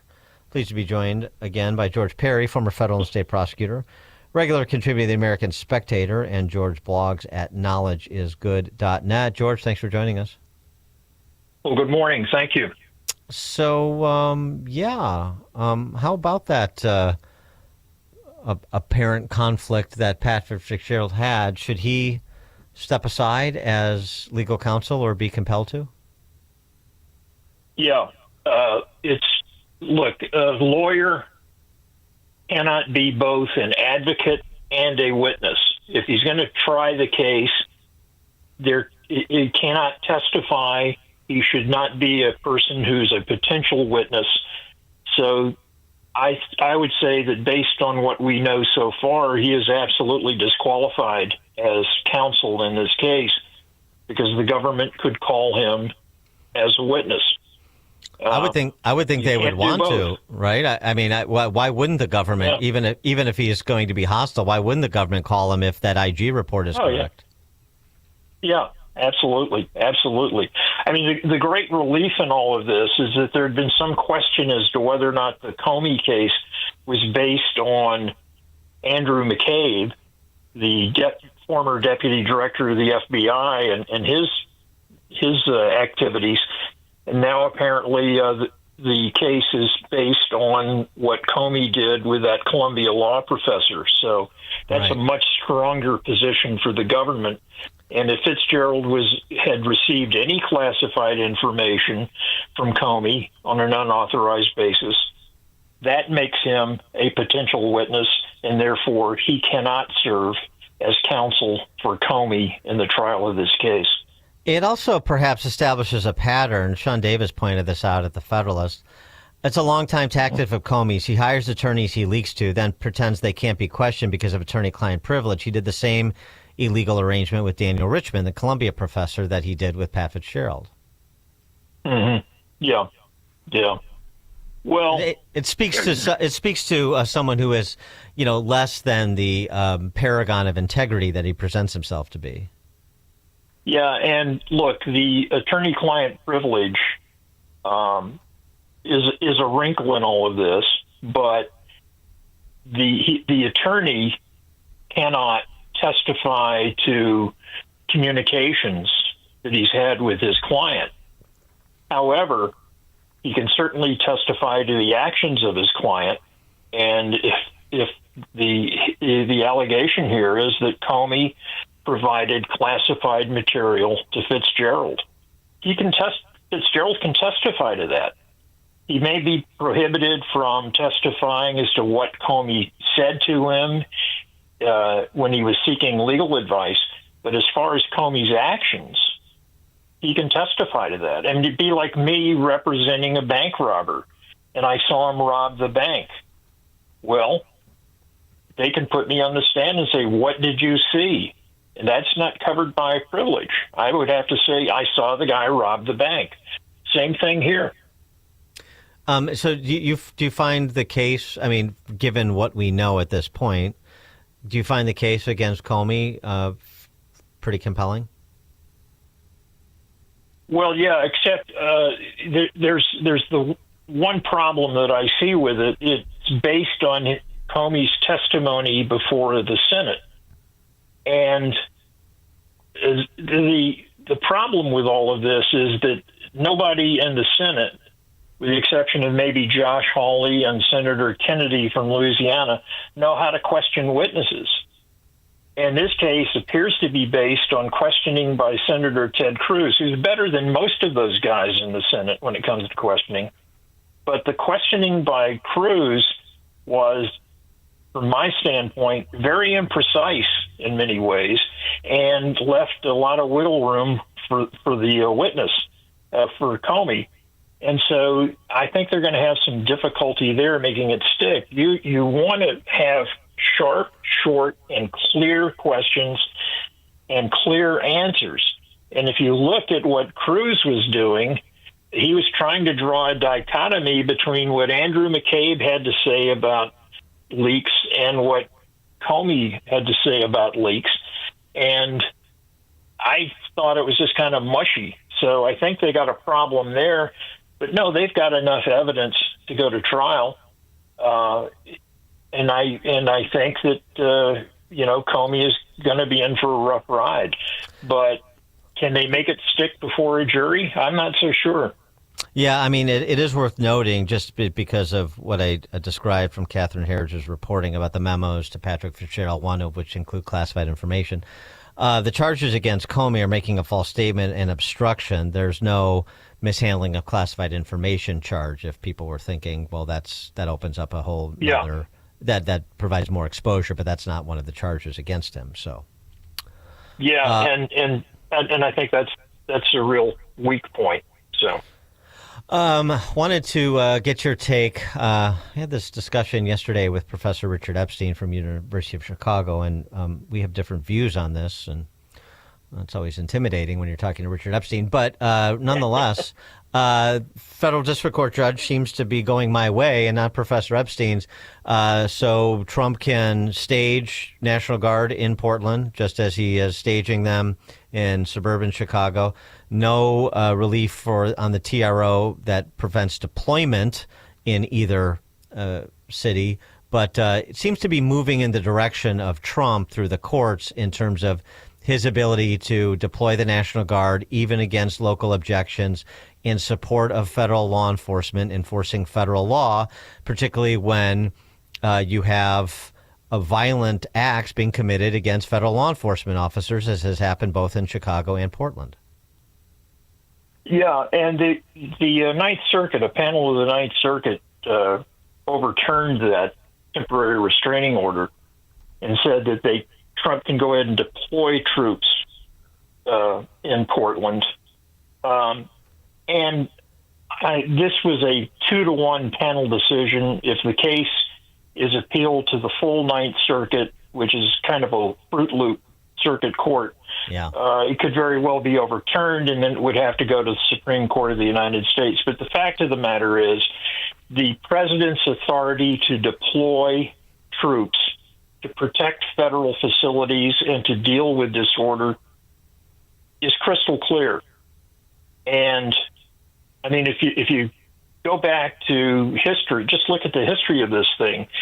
President Eisenhower nationalized or federalized the Arkansas National Guard in 1957 and sent in the 101st Airborne Division to integrate Central High School in Little Rock, Arkansas.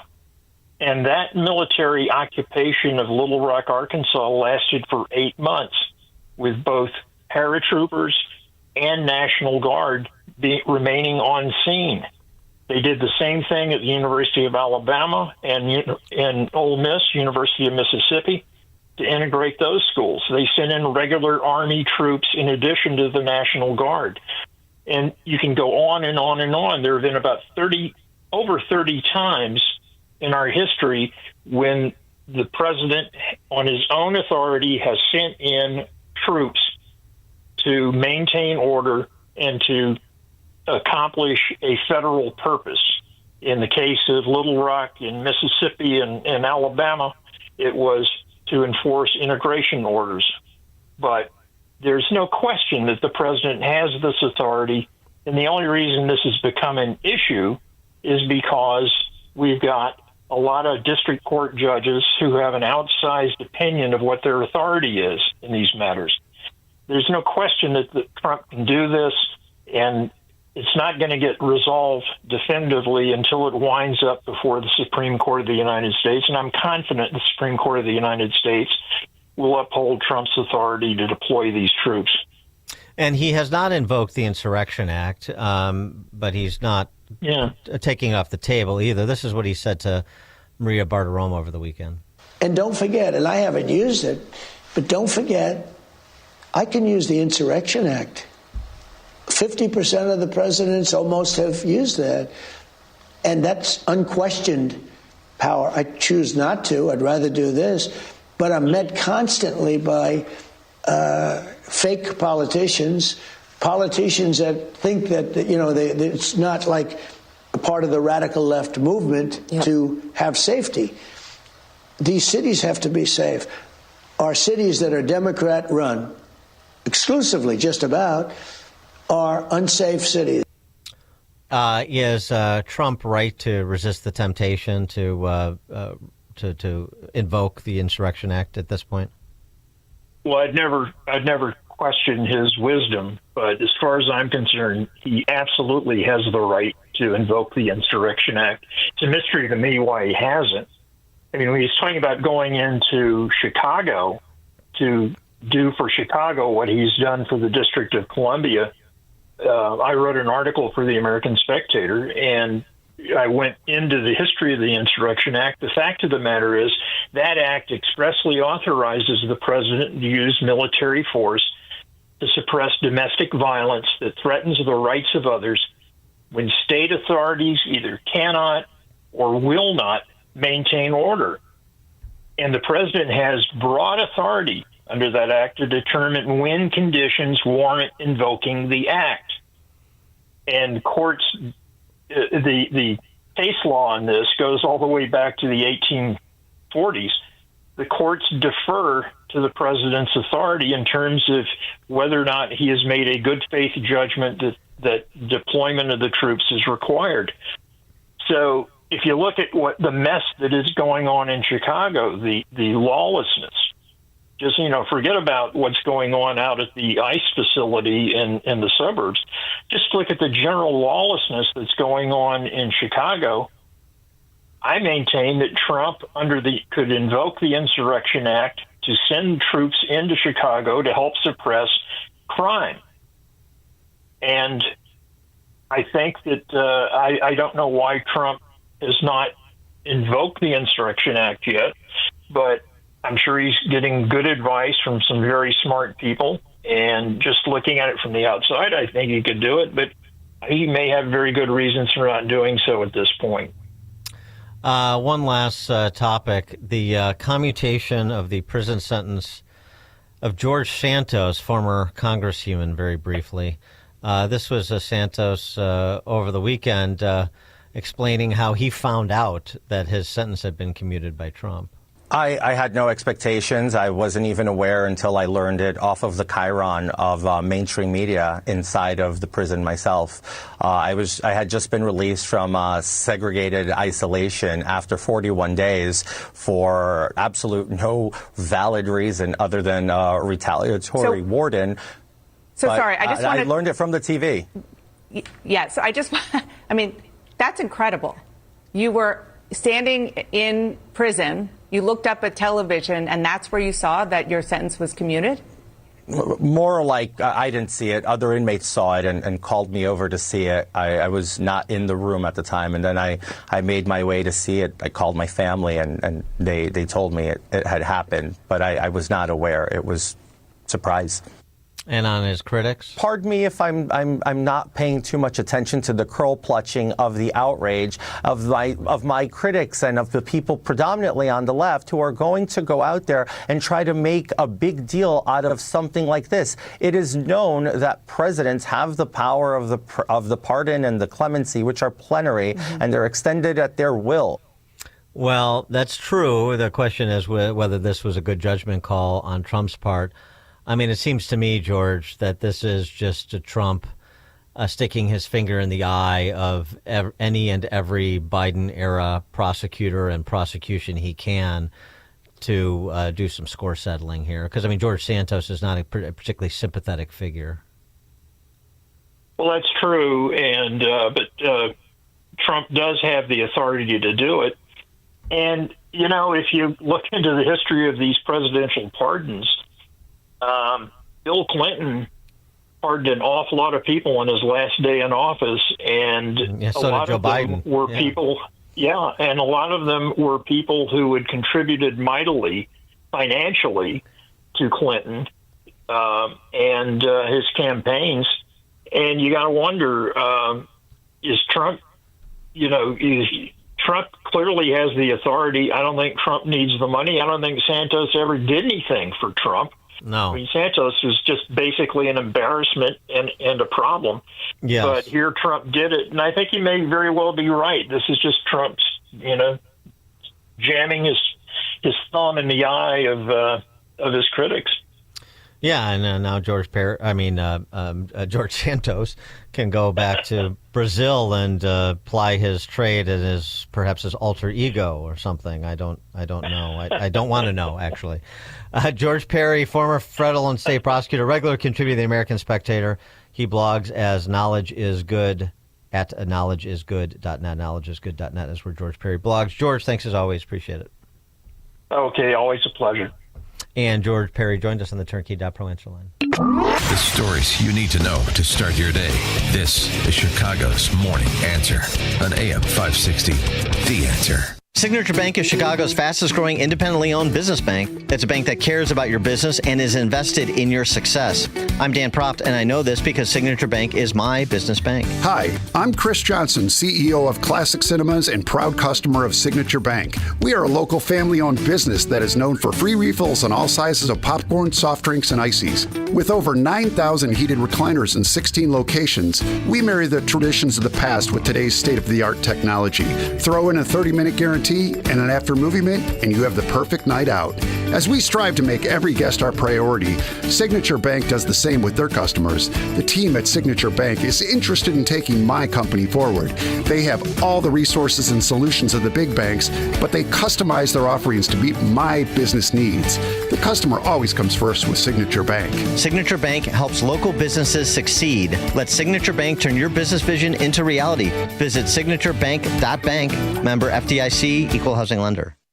Chicago businesses, you can't afford to be down. You don't have time to wait for IT support. You need one company that does IT well and does it right.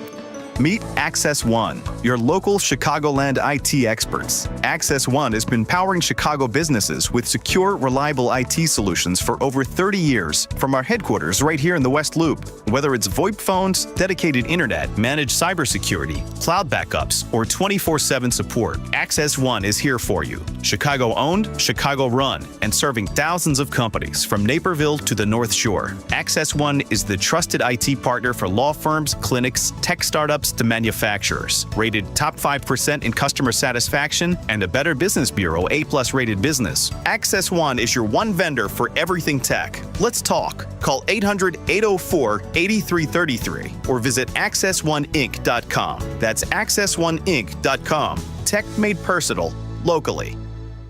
Quiet down, here she comes. Surprise! Your accountant just emailed to say your quarterly taxes are way higher than you were expecting. At Progressive, we know small business owners don't usually like surprises because they cost you money. But a good surprise that could save you money? Getting discounts with a commercial auto quote from Progressive. Also, your favorite employee is leaving. They're going to pursue their dream of being a veterinarian. Surprise yourself. See if you can save in as little as 8 minutes at ProgressiveCommercial.com. Progressive Casualty Insurance Company and Affiliates. Discounts not available in all states or situations. It's Cybersecurity Awareness Month, and LifeLock is here with tips to help protect your identity. Use strong passwords, set up multi-factor authentication on your accounts, report phishing, and update your software on all your devices. And for comprehensive identity protection, LifeLock is your best choice. LifeLock not only alerts you to suspicious uses of your personal information, but also fixes identity theft, guaranteed, or your money back. So stay smart, stay safe, and stay protected with a 30-day free trial at LifeLock.com. Use the promo code BECK. Terms do apply. AM 560. The Answer.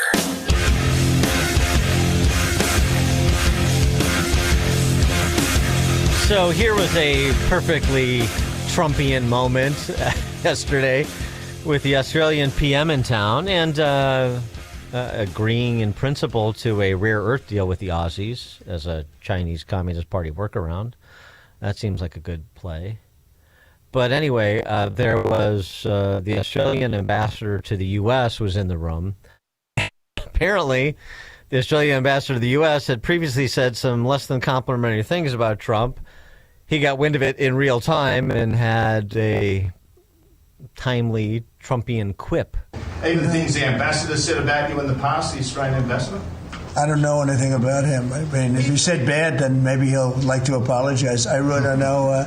Did an ambassador say something bad about him? Don't tell me. I don't. Where is he? Is he still working for you? Yeah. Right here. You said bad? Before I took this position, Mr. President. I don't like you either. I don't, and I probably never will. Go ahead. Perfect. I mean, there's nothing better than him dressing down people or having fun at their expense in person. I don't like you either. Very good. The funny thing, too, is the Daily Beast, some of these left-wing rags, Trump melts down over Australian ambassador who criticized him. I mean, it's just the propaganda, the silliness of it all. He was totally good-natured, humorous moment. Thanks for joining us on another edition of Chicago's Morning Answer. It is now 9 a.m. on AM 560 WIND Chicago. He'll meet with families